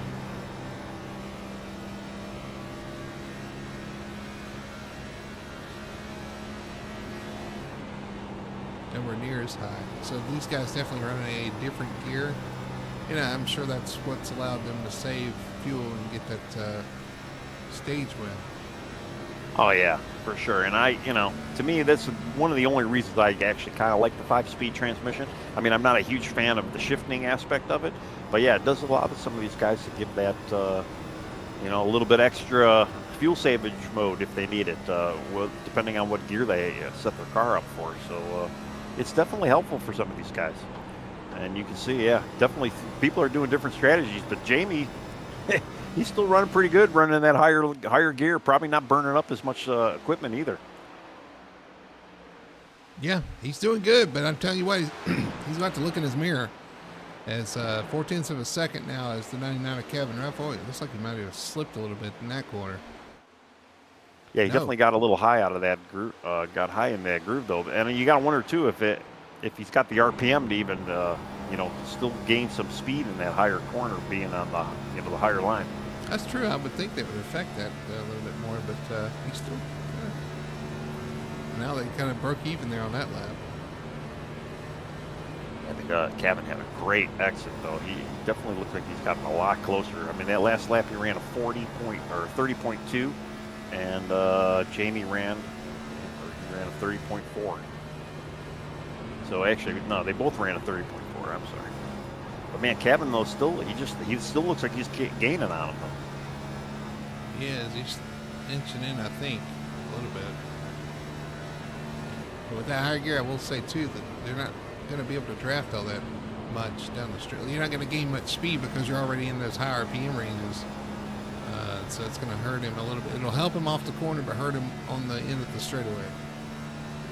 Yeah, they both ran almost the same lap time last lap, so nobody's really getting away from each other. Riding with Kevin too, and you can see those guys are both kind of moving around the track, trying different lines, trying to find where that speed is. Where does my car handle the best? Where can I make the most speed? Yep, and they're definitely leaving the rest of the field in the dust right now. They got a second gap over Brandon Fetterplace for third right now. And just to give you an idea of the lap times, Brandon Fetterplace is actually running very similar lap times as the leaders as well. So Brandon's really not going anywhere. He is 1.4 seconds back of Jamie Knopf right now. We'll kind of keep an eye on that too, because he is right there with him, or at least within viewing range.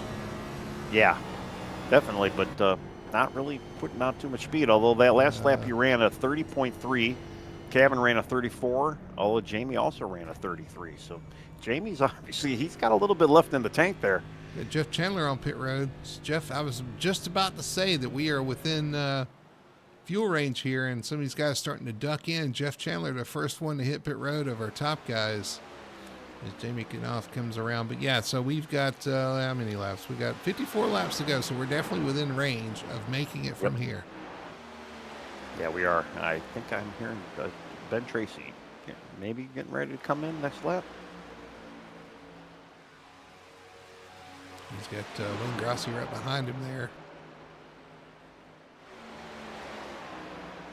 Yeah, definitely. I don't know. I'm just kind of, there's a little bit of chat going on. I can't hear exactly what they're saying.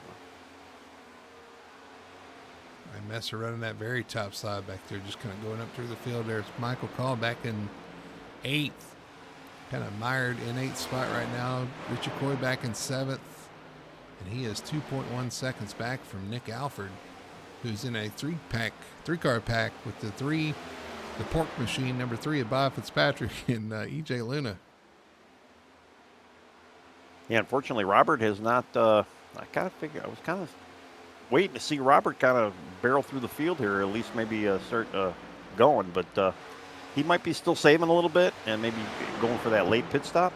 I kind of feel like somebody like a Jeff Chandler who did already pit, it might have been just too early of a move. Well, I'm hearing something over the radio from Robert now. So Robert maybe I was wrong. Robert might be going in. We'll see. He's slowing down. He's in. Slowing. He's coming to pit road. Oh, almost missed. Almost missed. Yeah, he's carrying all that speed. That's actually a really good entry. I approve. Yeah. I don't know if I would have been improving, trying to make that move, but yeah, he got it done.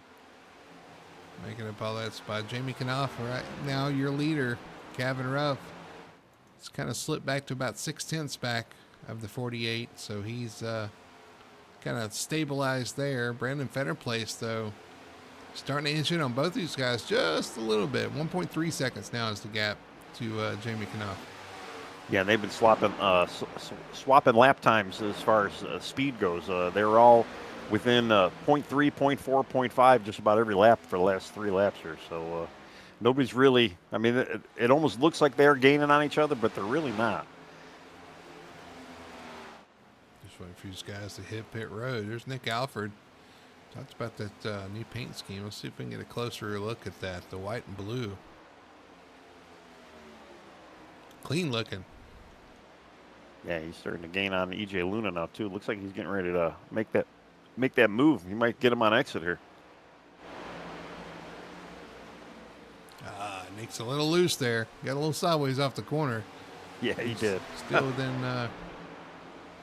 within range of the 81 there. It's going to look a little higher as 81 goes to the bottom. I'll tell you, though, EJ's been running a pretty good race, though. Definitely learned a little bit from that first stage. Been holding strong there at 4th. So definitely doing what he needs to do tonight.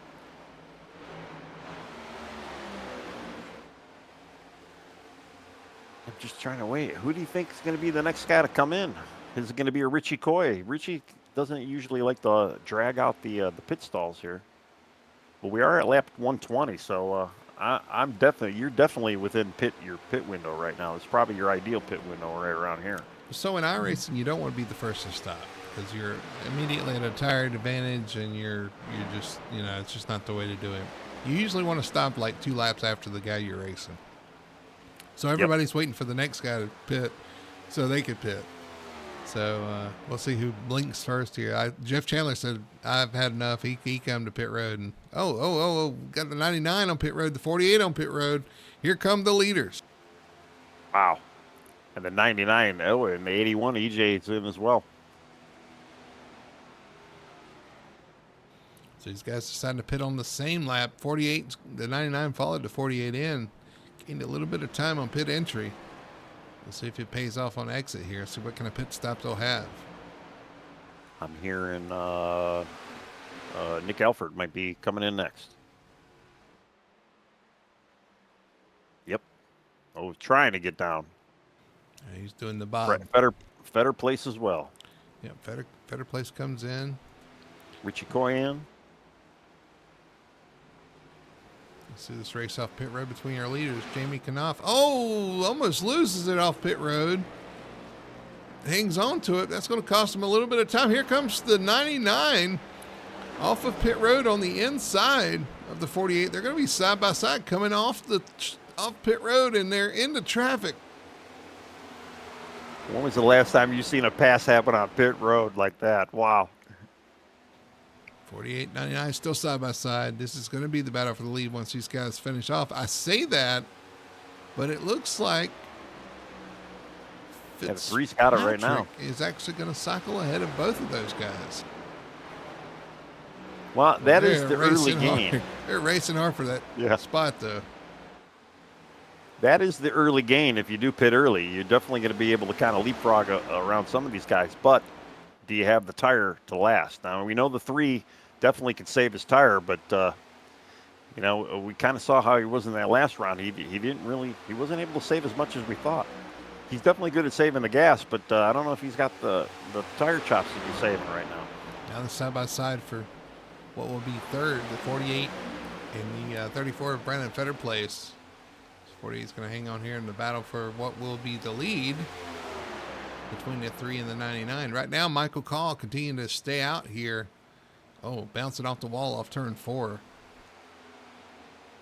We got a 4-pack for the eventual lead, and then you got EJ Luna, who's slowly closing in on these guys as well.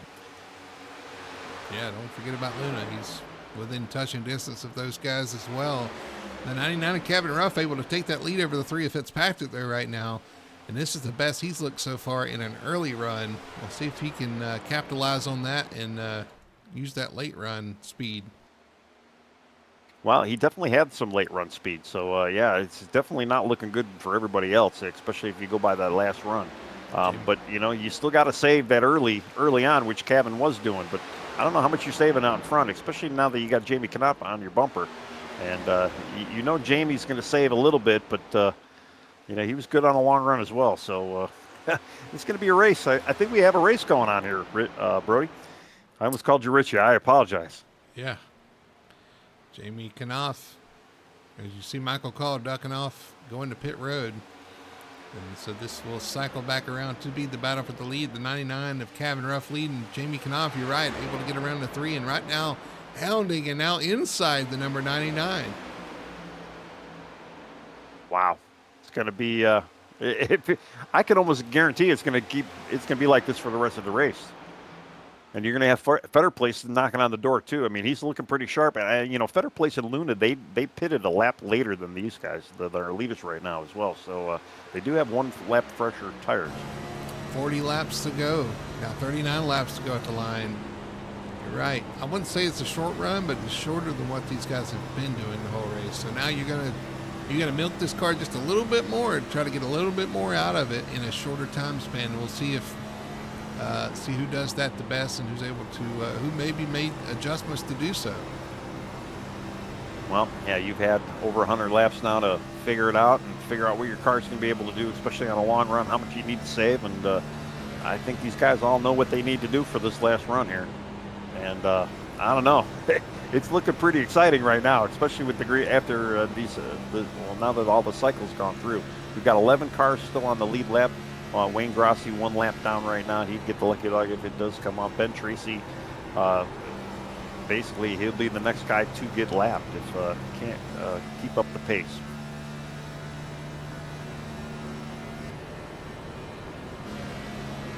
But yeah, I'm looking too. I mean, we don't. A lot of our 8 contenders are in it, with the exception of Daniel Simmons right now. So we got 7 guys that are going to get some good, valuable points to go into next week. And which one of those 8 guys are going to actually win this? Because we got 3 right now that are battling for that lead.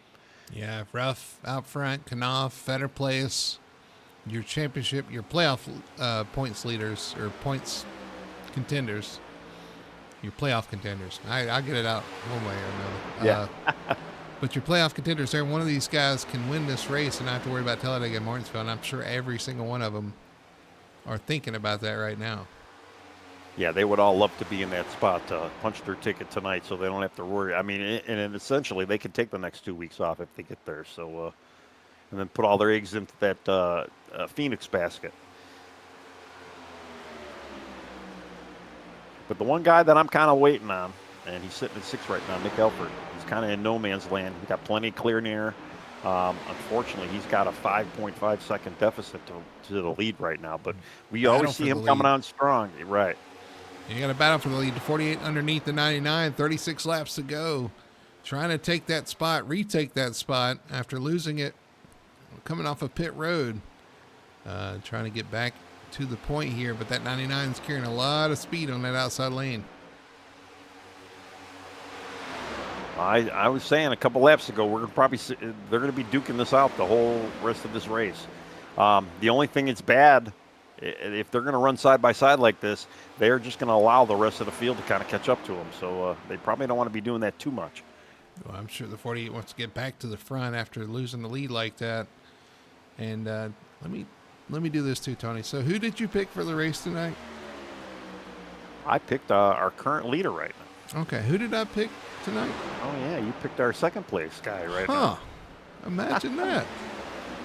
But I'm telling you what, we got to watch this 34 though. He's going to end up spoiling this party if we're not careful, because he's hanging around behind these guys, watching these guys battle. both those guys probably using their stuff up a little bit, trying to get this lead, and the 34 is just hanging out back there. And he was gaining on our leader towards the end of that last run. So it is definitely not over. Well, the 34 was the guy I picked last week, and yeah, he got that. He got it done last week as well. So, and he's right there this week as well. So, it could be momentum again. We got the mile and a half. We had 3 in a row. If you're good at these mile and a halves, this is your time to shine. And Fetter Place is definitely no slouch when it comes to these mile and a halves. Well, Fetter Place is also no slouch at super speedways next week. I know he's like, I'm not good at these. He always seems to do well at those, and won a couple times. So definitely next week's not probably as scary to him as it would be to some of these other guys. But you really never know what's going to happen at a super speedway. And you got the short track, and you're all right there together. It's you don't want to have to worry about that. That's why I said these 3 guys are wanting to win tonight, so they don't have to worry about the next 2 weeks. Well, if you can win this week, and then even win next week, I mean that's take that. Pass-through win away from somebody else. I mean, that's kind of what you got to do here in the championship if you can do it. Yeah, that's another thing. True. Not only do you want to win, you want to make sure the other guy doesn't win. You want to make them have to sweat it out, work for it the next couple of weeks, so they don't focus on Phoenix like you will be able to. Yeah, and honestly, the way these top 3 are running, it's no unsimilar to what we're going to see next week with the tightness of who's going to win and what's going to happen, and it's going to be a wild ride next week. But they are making it fun to watch, and honestly, I'm going back through the field here. There's nothing going on back there. E.J. Luna's kind of out in his own field. You got Robert Fitzpatrick kind of out in his own island. You got Nick Elford right now kind of on his own island. Richie Coy out on his own island. Brian Messer. I mean, they are so spread out throughout the rest of the field, it's not even funny right now. There is nothing going on. So, I mean, I do not see a caution really even coming out if we even could get to that. A lot of islands out there. Oh, man. It's like the Hawaiian Islands out there, even though we're in Las Vegas. It's definitely it's a deserted island. That's what it looks like. Oh, I'd love some dessert. Yeah. Desert island. What? A deserted. Well, here in Vegas, you would, they'd have like a dessert buffet. So it's a dessert buffet island. Yeah. So let's get some of those connotations out of the way. So it's like Kevin Ruff's holding all the cards right now. That's right. Let's see. Jamie Knopf probably willing to roll the dice a little bit. They're back there behind him. Fetter Place is about ready to double down. Just waiting to see what happens with the guys in front of him. If he wins this week, he would be doubling down. Yeah, after the win last week. That's right, yeah. And you got, a guy like Richie Coy. He's playing craps right now. Well, he is in lucky number 7. I mean, that's where you want true, to be. Yeah.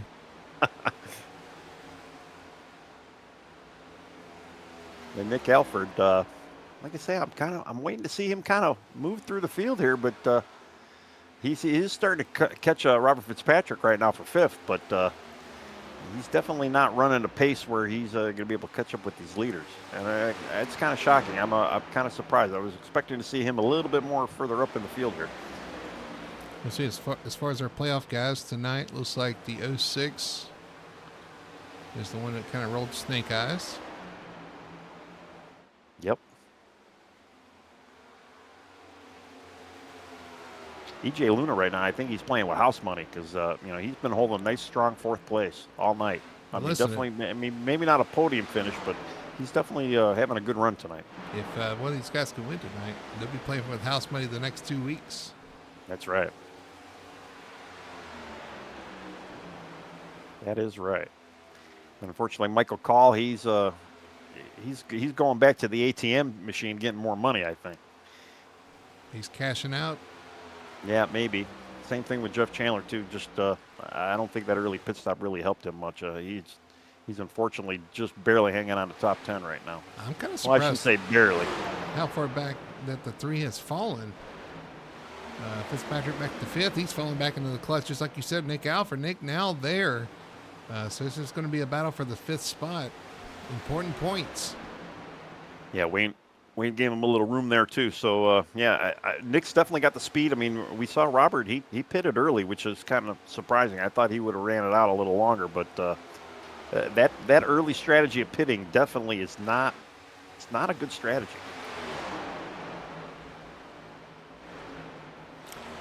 Well, you got to know when to hold them and know when to fold them. No, that's know when to change them and know when to run them out. Yeah, Nick is he's all over the bumper right now. Well, he was until he blinked out. I know you used this one already, but I just feel like the Fetter Place might have an ace up his sleeve here. He is, he's just quietly lurking, and he's not really letting him go. Although he's got a bigger gap now than he has had early. So it's, I don't know. All three of these guys kind of spaced themselves out. Yeah, they have. Not even sitting at the same table. No. Yeah, they're definitely, they're waiting for a dealer change here. All right, so Cabin Ref ran a 30.28. Jamie Knopf ran a 30.23. And Brandon Fetter Place ran a 30.34. So the 34 ran a 34. And he's about a tenth off of the leaders right now. So, yeah, Brandon's definitely, he's slowed up a little bit, unless he's just kind of cooling down the tires, waiting for that last run here. Because we've got 20 to go. Or no, yeah, 20 to go. Well, if you guys are out there watching, if we missed any of our sayings here for Vegas, let us know. We're trying to hit them all. That's right. Yeah. Hit the jackpot. Well, Mom and Dad are actually in Vegas right now, so I'm waiting for Mom to say, is somebody going to yell bingo? I can play bingo. Well, I better not say that. Yeah. I go to the old folks' home and play bingo. I will get myself in trouble with your mom now. She loves her bingo.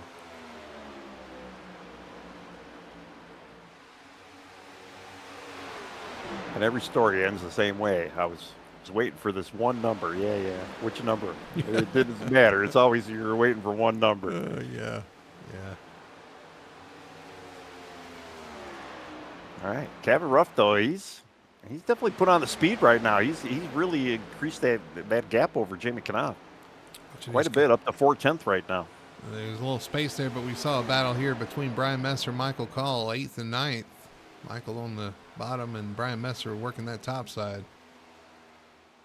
Yeah, that's really the only action on the track right now. Nick Alford did finally get around Fitzpatrick. We did miss it, but we knew it was coming. And Nick Alford, actually, he's got his sights set on EJ Looney. He's only 1.4 seconds away from him right now. And Nick ran a 30.4. And Nick ran a 30.2, and EJ ran a 30.4. So, yeah, definitely Nick is closing in.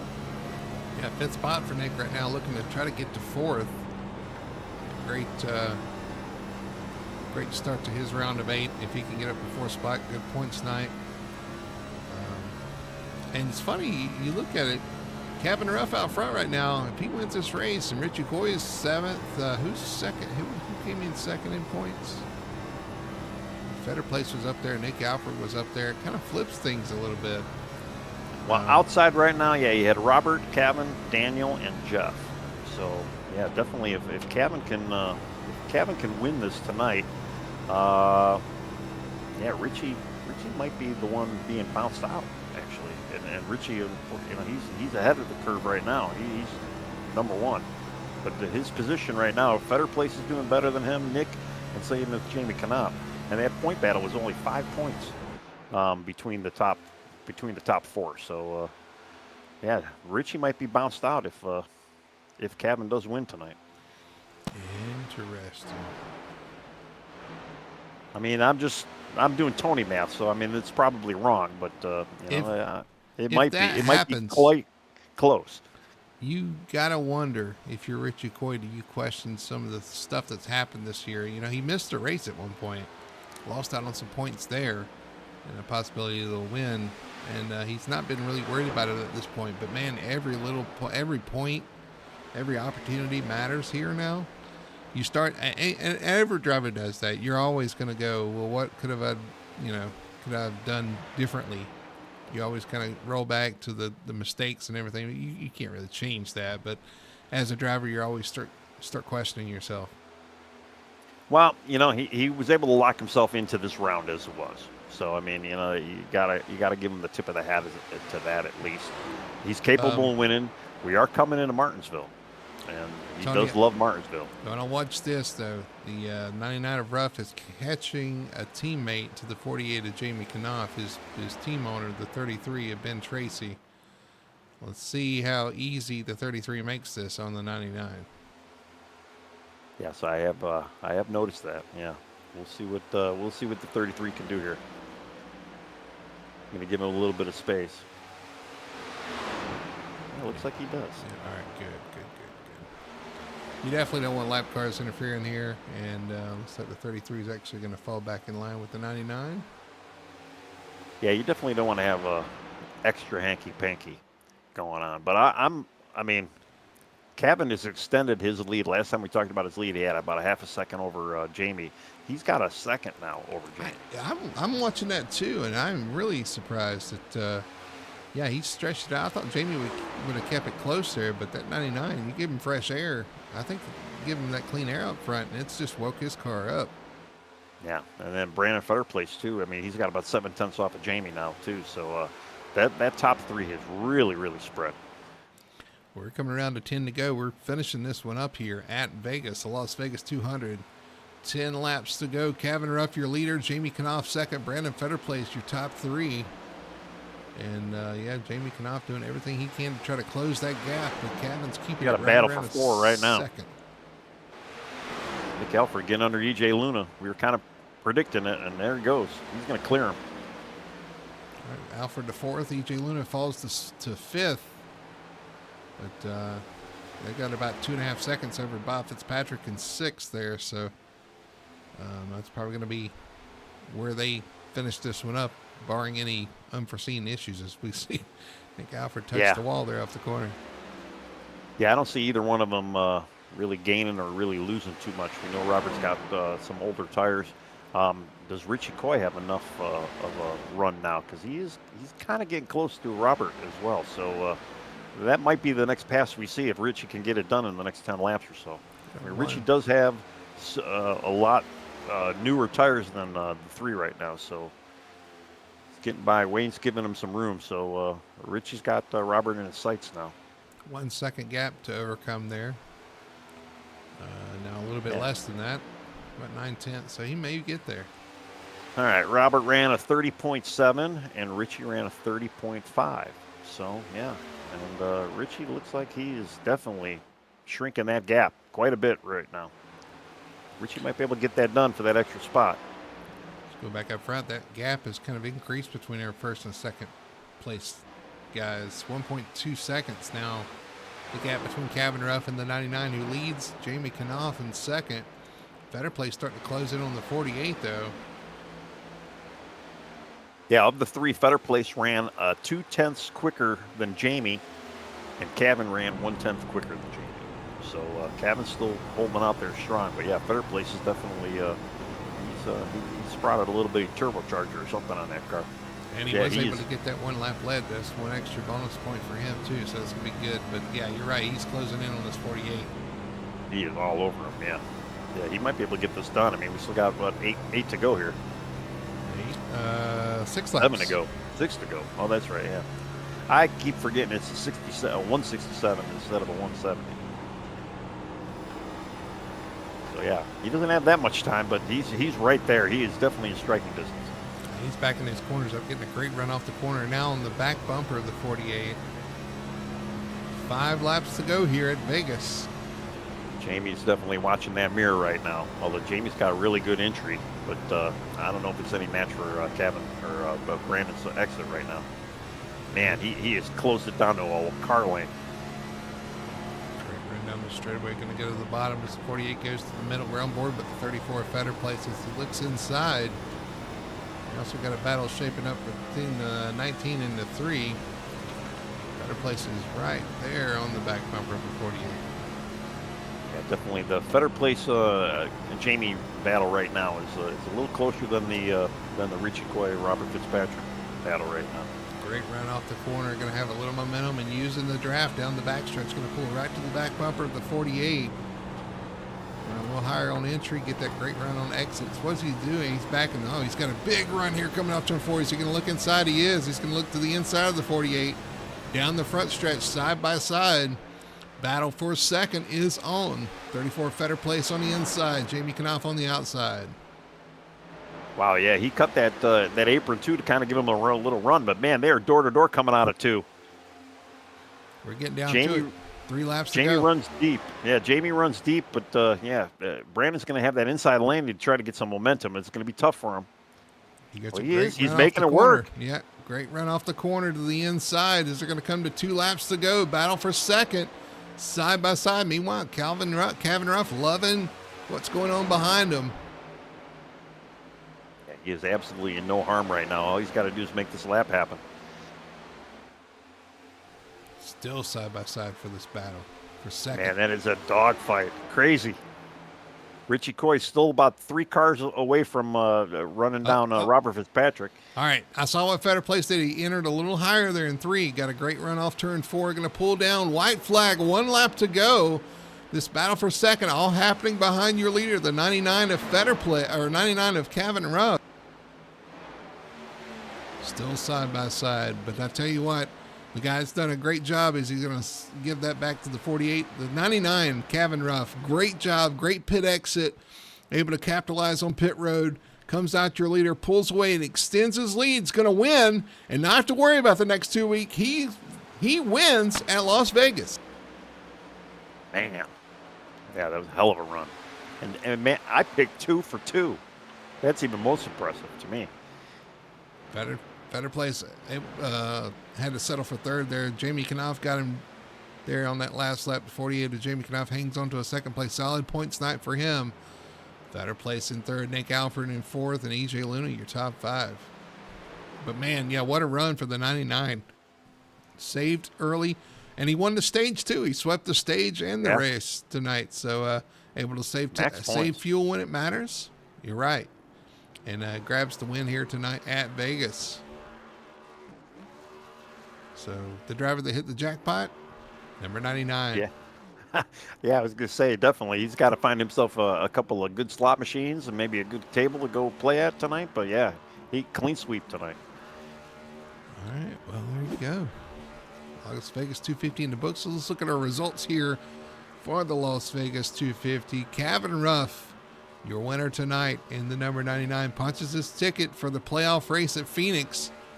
And I'm sure that's a weight off his shoulders. We'll talk to him shortly. Jamie Knopf finishes in second. Great points tonight. I'm sure he wanted 1 spot better, but gets it done in second place tonight. Brandon Fetter Place in third. Comes home in a good position there. Nick Alford finishes off in 4th spot in that number 98. 5th spot for the 81 of EJ Luna. Great run for him. The 6th place for the 3 of Bob Fitzpatrick, who we expected to see a little more out of, but unfortunately just able to muster up a 6th place spot. Same can be said for the 19 of Richie Coy right behind him in 7th.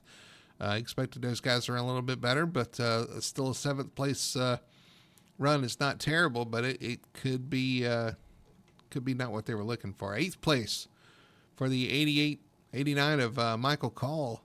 Was strong early. A little bit of contact with the wall may have hindered his car just a little bit. Come home in the 8th spot. 9th place for the Messer Machine, number 51. Great top 10 for him. So his, let's see, hot lap for 3rd, 4th, and 9th. Jeff Chandler, your final finisher in the top 10, comes home in 10th spot in the number 31 Chevrolet. All right, then Ben Tracy, our first guy lapped down, finishing 11th. Mason Hoffner finishing 12th. Lane Allen 13th. Wayne Grossi 14th. Daniel Simmons 15th. TJ Bartel involved in that earlier accident 16th, along with JC Evans in that earlier accident 17th, and Kermit Henney 18th. And then I got Jonathan Atkins, who was here in spirit but not on track, and finished 19th.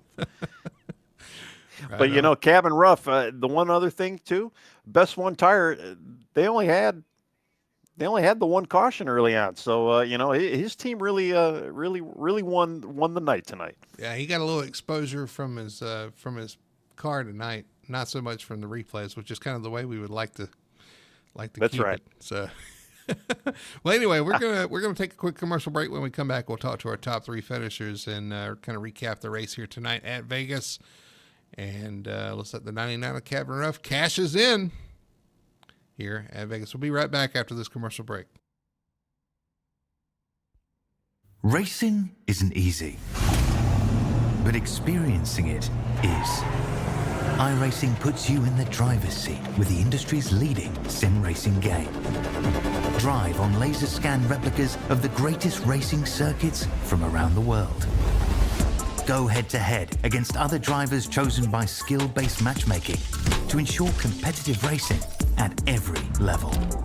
Compete across all your favorite series. In officially licensed cars, engineered to deliver the most accurate driving experience possible.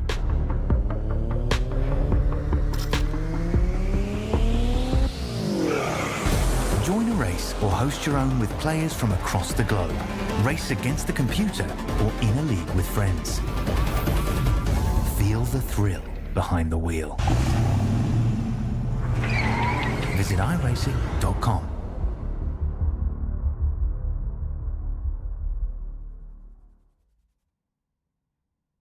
We are Best One. The best tires. The best customer service. The best automotive service. And the best customers. You see, Best One isn't just our name, it's who we are. Since 1948, Best One has been delivering quality and dependable tires and full-service automotive care to our customers. Best One, selling tires, serving people. We are Best One.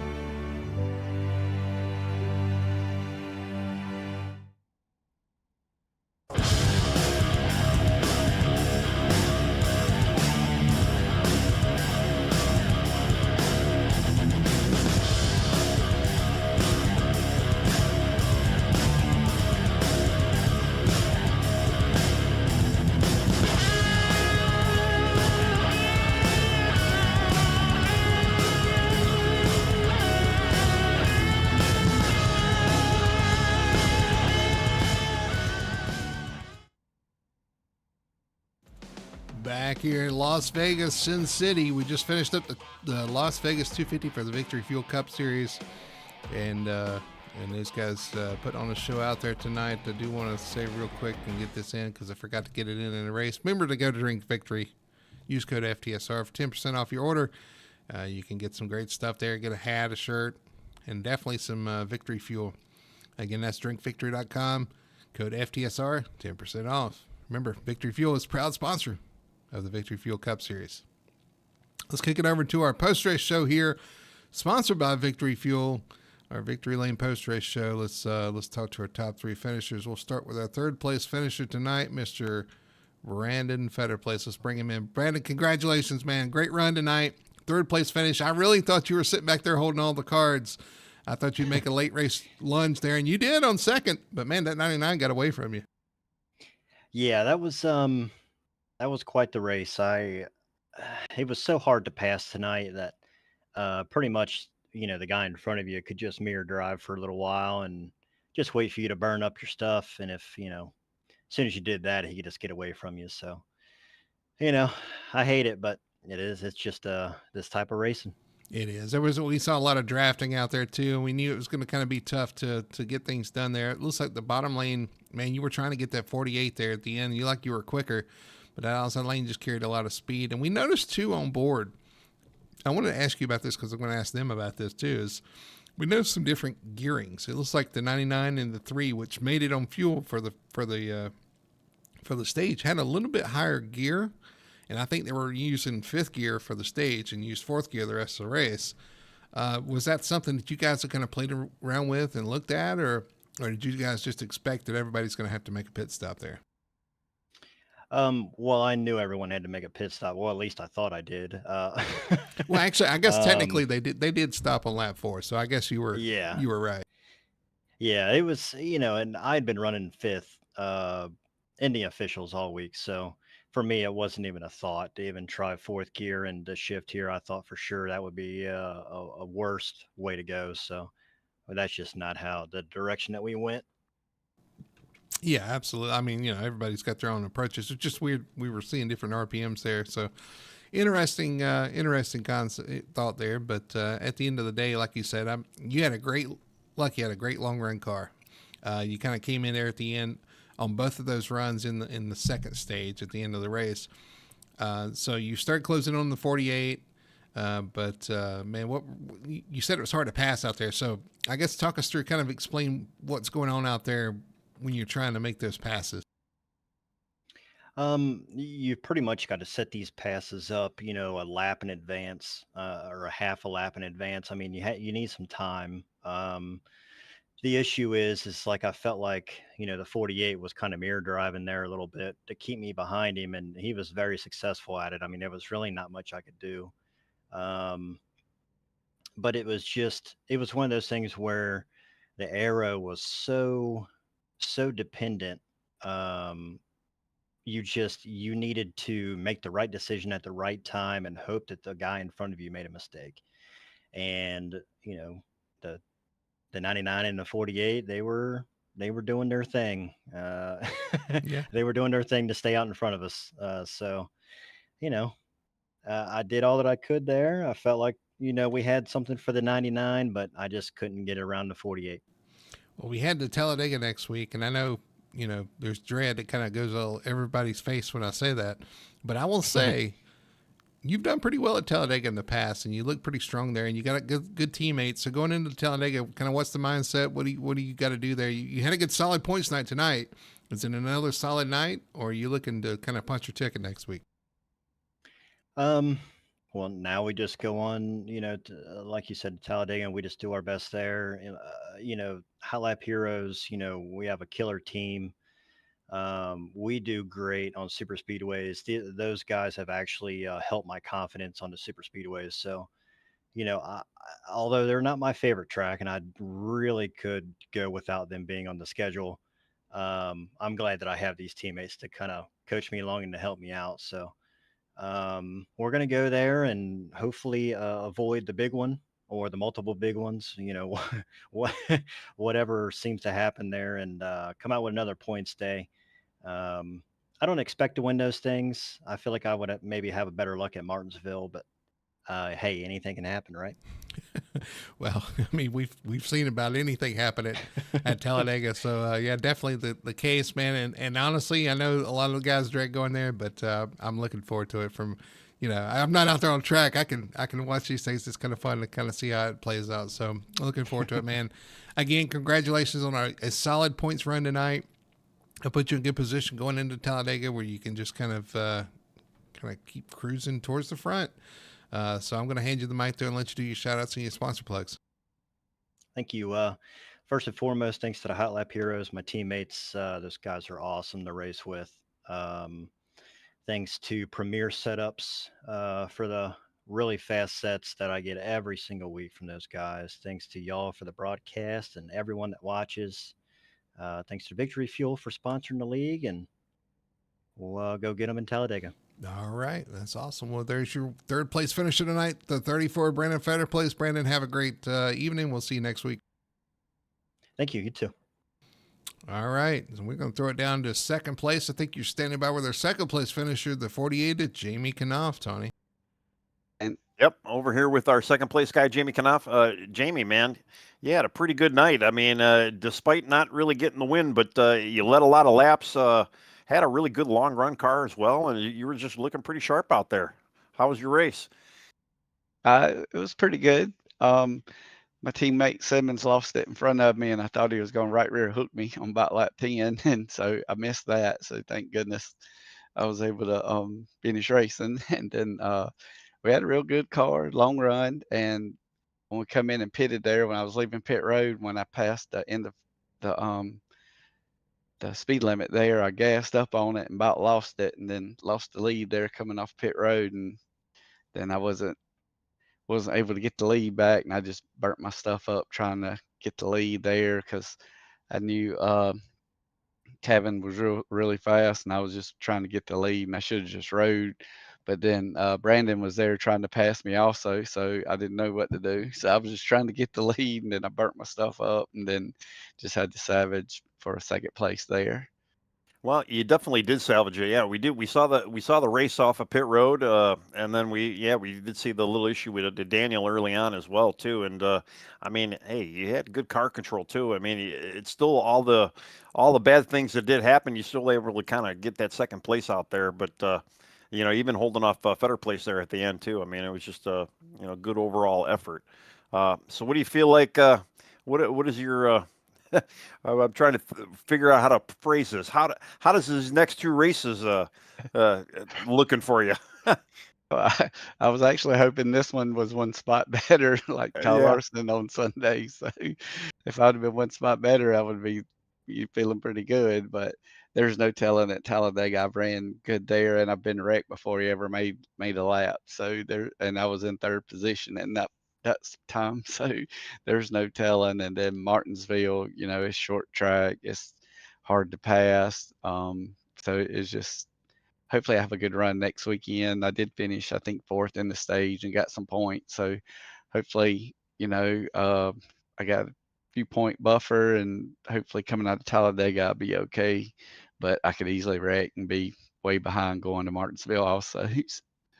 Well, you definitely got your team behind you for next week as well, and yeah, you did. You had good points nights tonight, and still second is better than some of the other guys finished tonight too as well. So that point buffer, although we do only got 3 spots open now with Kevin taking that victory. So I don't know. Good luck to you for next week. Good job again tonight, and the floor is yours.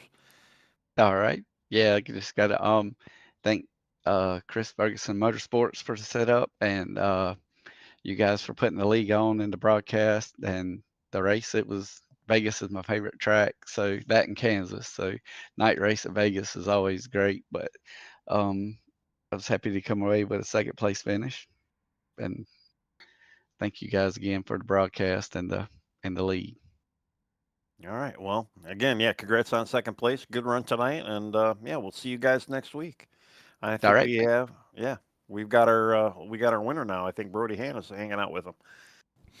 Yeah, I've wandered down in victory lane here. Everybody worried about next week, worried about Talladega, worried about Martinsville. There's one guy that's not worried about anything for the next 2 weeks. That's your winner tonight, the 99 Kevin Ruff. Kevin, congratulations, man.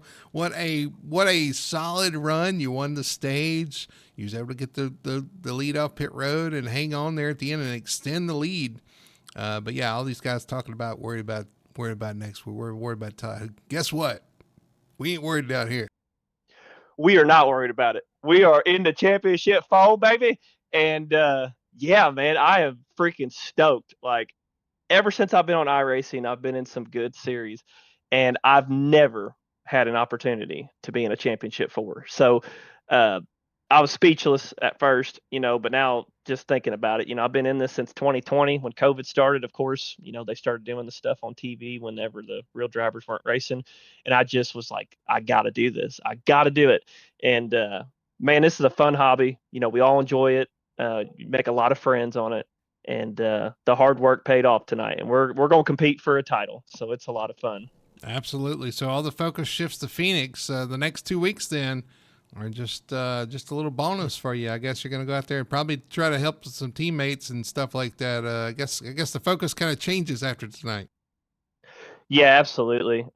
We want to get Fitz in the championship four. To get two RFH drivers in the championship four would be, that would be Penske level stuff right there. When Penske in this era, the playoffs in this car, they're just dominating it in real life. So, and of course we're driving Fords, so we got to do it. We got to replicate it. But yeah, it's going to be what can we do to get Fitz in the championship four. He had a good car tonight, and obviously we're running different setups. He's on Conti and I'm on Ryko, so we don't share anything with one another because we have our own, particular driving styles. So he was running really good, and then he tried saving tire, and actually him saving tire, he got tighter, and that's where he fell off in that last run. So I was expecting him to drag race it with me, and that didn't happen. But he knew that I had a fast car, and he just kept talking to me. He's like, just keep pushing yourself, keep your pace up. And man, the car was just a rocket tonight. Unbelievable. I'm still speechless. Absolutely. Yeah, you looked fast all the way through. Like you said, you saved fuel to win that first stage, and you did it on speed for the second stage. So I guess you really can't ask for much more, man. You come in tonight, though. You came into tonight's race below the cutoff line, needing to make something happen, need to make up points. And this has got to be a shot in the arm. Now you take away a spot for the rest of the guys. Now they're fighting for 3 spots instead of 4 from below the cutoff line. That's always exciting from an outsider looking in, but from a championship contender, you're a little worried that there's only 3 spots left. So, man, again, congratulations tonight. You did a great job. I'm gonna throw it over to Tony. Let Tony have a few words here. Man, I just want to say congratulations. I actually picked you for the win, so I'm 2 for 2. But yeah, you had a hell of a run tonight, and looked good out there. And yeah, we thought Robert was gonna show up a little bit too towards the end, but yeah, that didn't exactly happen. But I mean, you guys both played that fuel strategy early on too, as well. I mean, you guys had a great night. We were saying too, you clean sweeped. I mean, you won the stage, you won the race. I believe you probably even led the most laps tonight as well. So I mean, it's just overall awesome night for you guys. Yeah, it was good. I did lead the most laps, and I had 0x, so I got a bonus from that too. So, Oh yeah, there you go. Mastering that respect level on the racecraft is a big deal to me. I've got a reputation in real life, serving customers, taking care of people. So when it comes to this stuff, I always want to race with respect. I don't want people bad mouthing me and thinking that I don't, give a crap. Everybody deserves respect. You give me respect, I'm gonna give you respect. And in this league, we've got a lot of people that give respect. So. Well, taking care of people on and off the track, taking care of business tonight is the 99 of Cabin Ruff with the win tonight. That's win number 2 of the season. But more importantly, this locks you into the championship. Man, congratulations! What an awesome night! What a dominating finish there. Like I said, you won the stage in one way using fuel save, and then you won the race and it just straight up speed. So you can't really ask for more than that. Congratulations, and I'm going to hand you the mic to let you do your shout outs and your sponsor plugs. Yeah, shout out to my team, RFH Racing. Alexander Hodge, he is in a hot tub down in Florida right now. So kind of jealous of him. Wish he was racing with us tonight. Shout out to my teammate, Robert Fitzpatrick Jr. I couldn't do what I'm doing without him. He's literally my best friend on iRacing. We've known each other since 2020, and I'm thankful for the friendship. And I'm hoping we get to go to a race soon. He lives up north in Indiana, and I live down at the very bottom of Indiana. So we're hoping we can get together for that. Shout out to you guys. You guys always do a heck of a job on the broadcast, and I mean that when I say that. It's always fun being able to show what you guys put together to my coworkers and family and friends. The days after the race. And it's just so realistic when you get to watch it compared to the Saturdays and Sundays. So, and you and Tony, you guys really mesh good together, the way you guys are able to hit things off together. So kudos to you guys. Kudos to Richie Coy and Victory Fuel. Hopefully I get another care package on that. I really like those are really freaking good. And then last but not least, Best One Tire. I love what I do for a living. I sell commercial farm tires, semi tires, anything commercially I sell, but I do a little bit of retail too. They've got a goal, and it's to sell tires to people and also serve people at the same time. So American-based company, started out as a little mom and pop after World War II, and it's grown into a really big, faith-valued, family-based American company. Just thankful to work for a good company. Well, that's awesome. And yeah, you guys make it easy. The show you guys put on make it easy for us to broadcast. So you guys keep it up out there and do a good job. And we really appreciate it. So again, tonight with the jackpot in Vegas is the 99 Cabin Ruff. Cabin, congratulations. We'll see you next week at Talladega. Thank you. All right, here's your winner, the 99 at Cabin Ruff, Tony. And he said it about right, man. It's just like, He pulled the strategy just right for the stage, for the end of the race, making that pass off pit road. Like you said, have you ever seen anything like that? I mean, that's an interesting place to make the pass for the lead, huh? And actually, that was the pass for the lead. It was. And I mean, they were duking it out for 20, 30 laps after the fact. I mean, even with Fetter Place, our top 3, all of them were just in that mix and just fighting. And, man, it's just, hey, we say it every week. These guys surprise us. They come up with some different stuff. It's very entertaining to watch. They obviously made it entertaining to watch. I'm 2 for 2. So if anybody wants to win next week, you can send me a payment through PayPal, and I'll currently, and I'll be more than happy to shout out your name and pick you for next week. You So do I mean, know, I might go 3 Talladega for is next 3. week, right?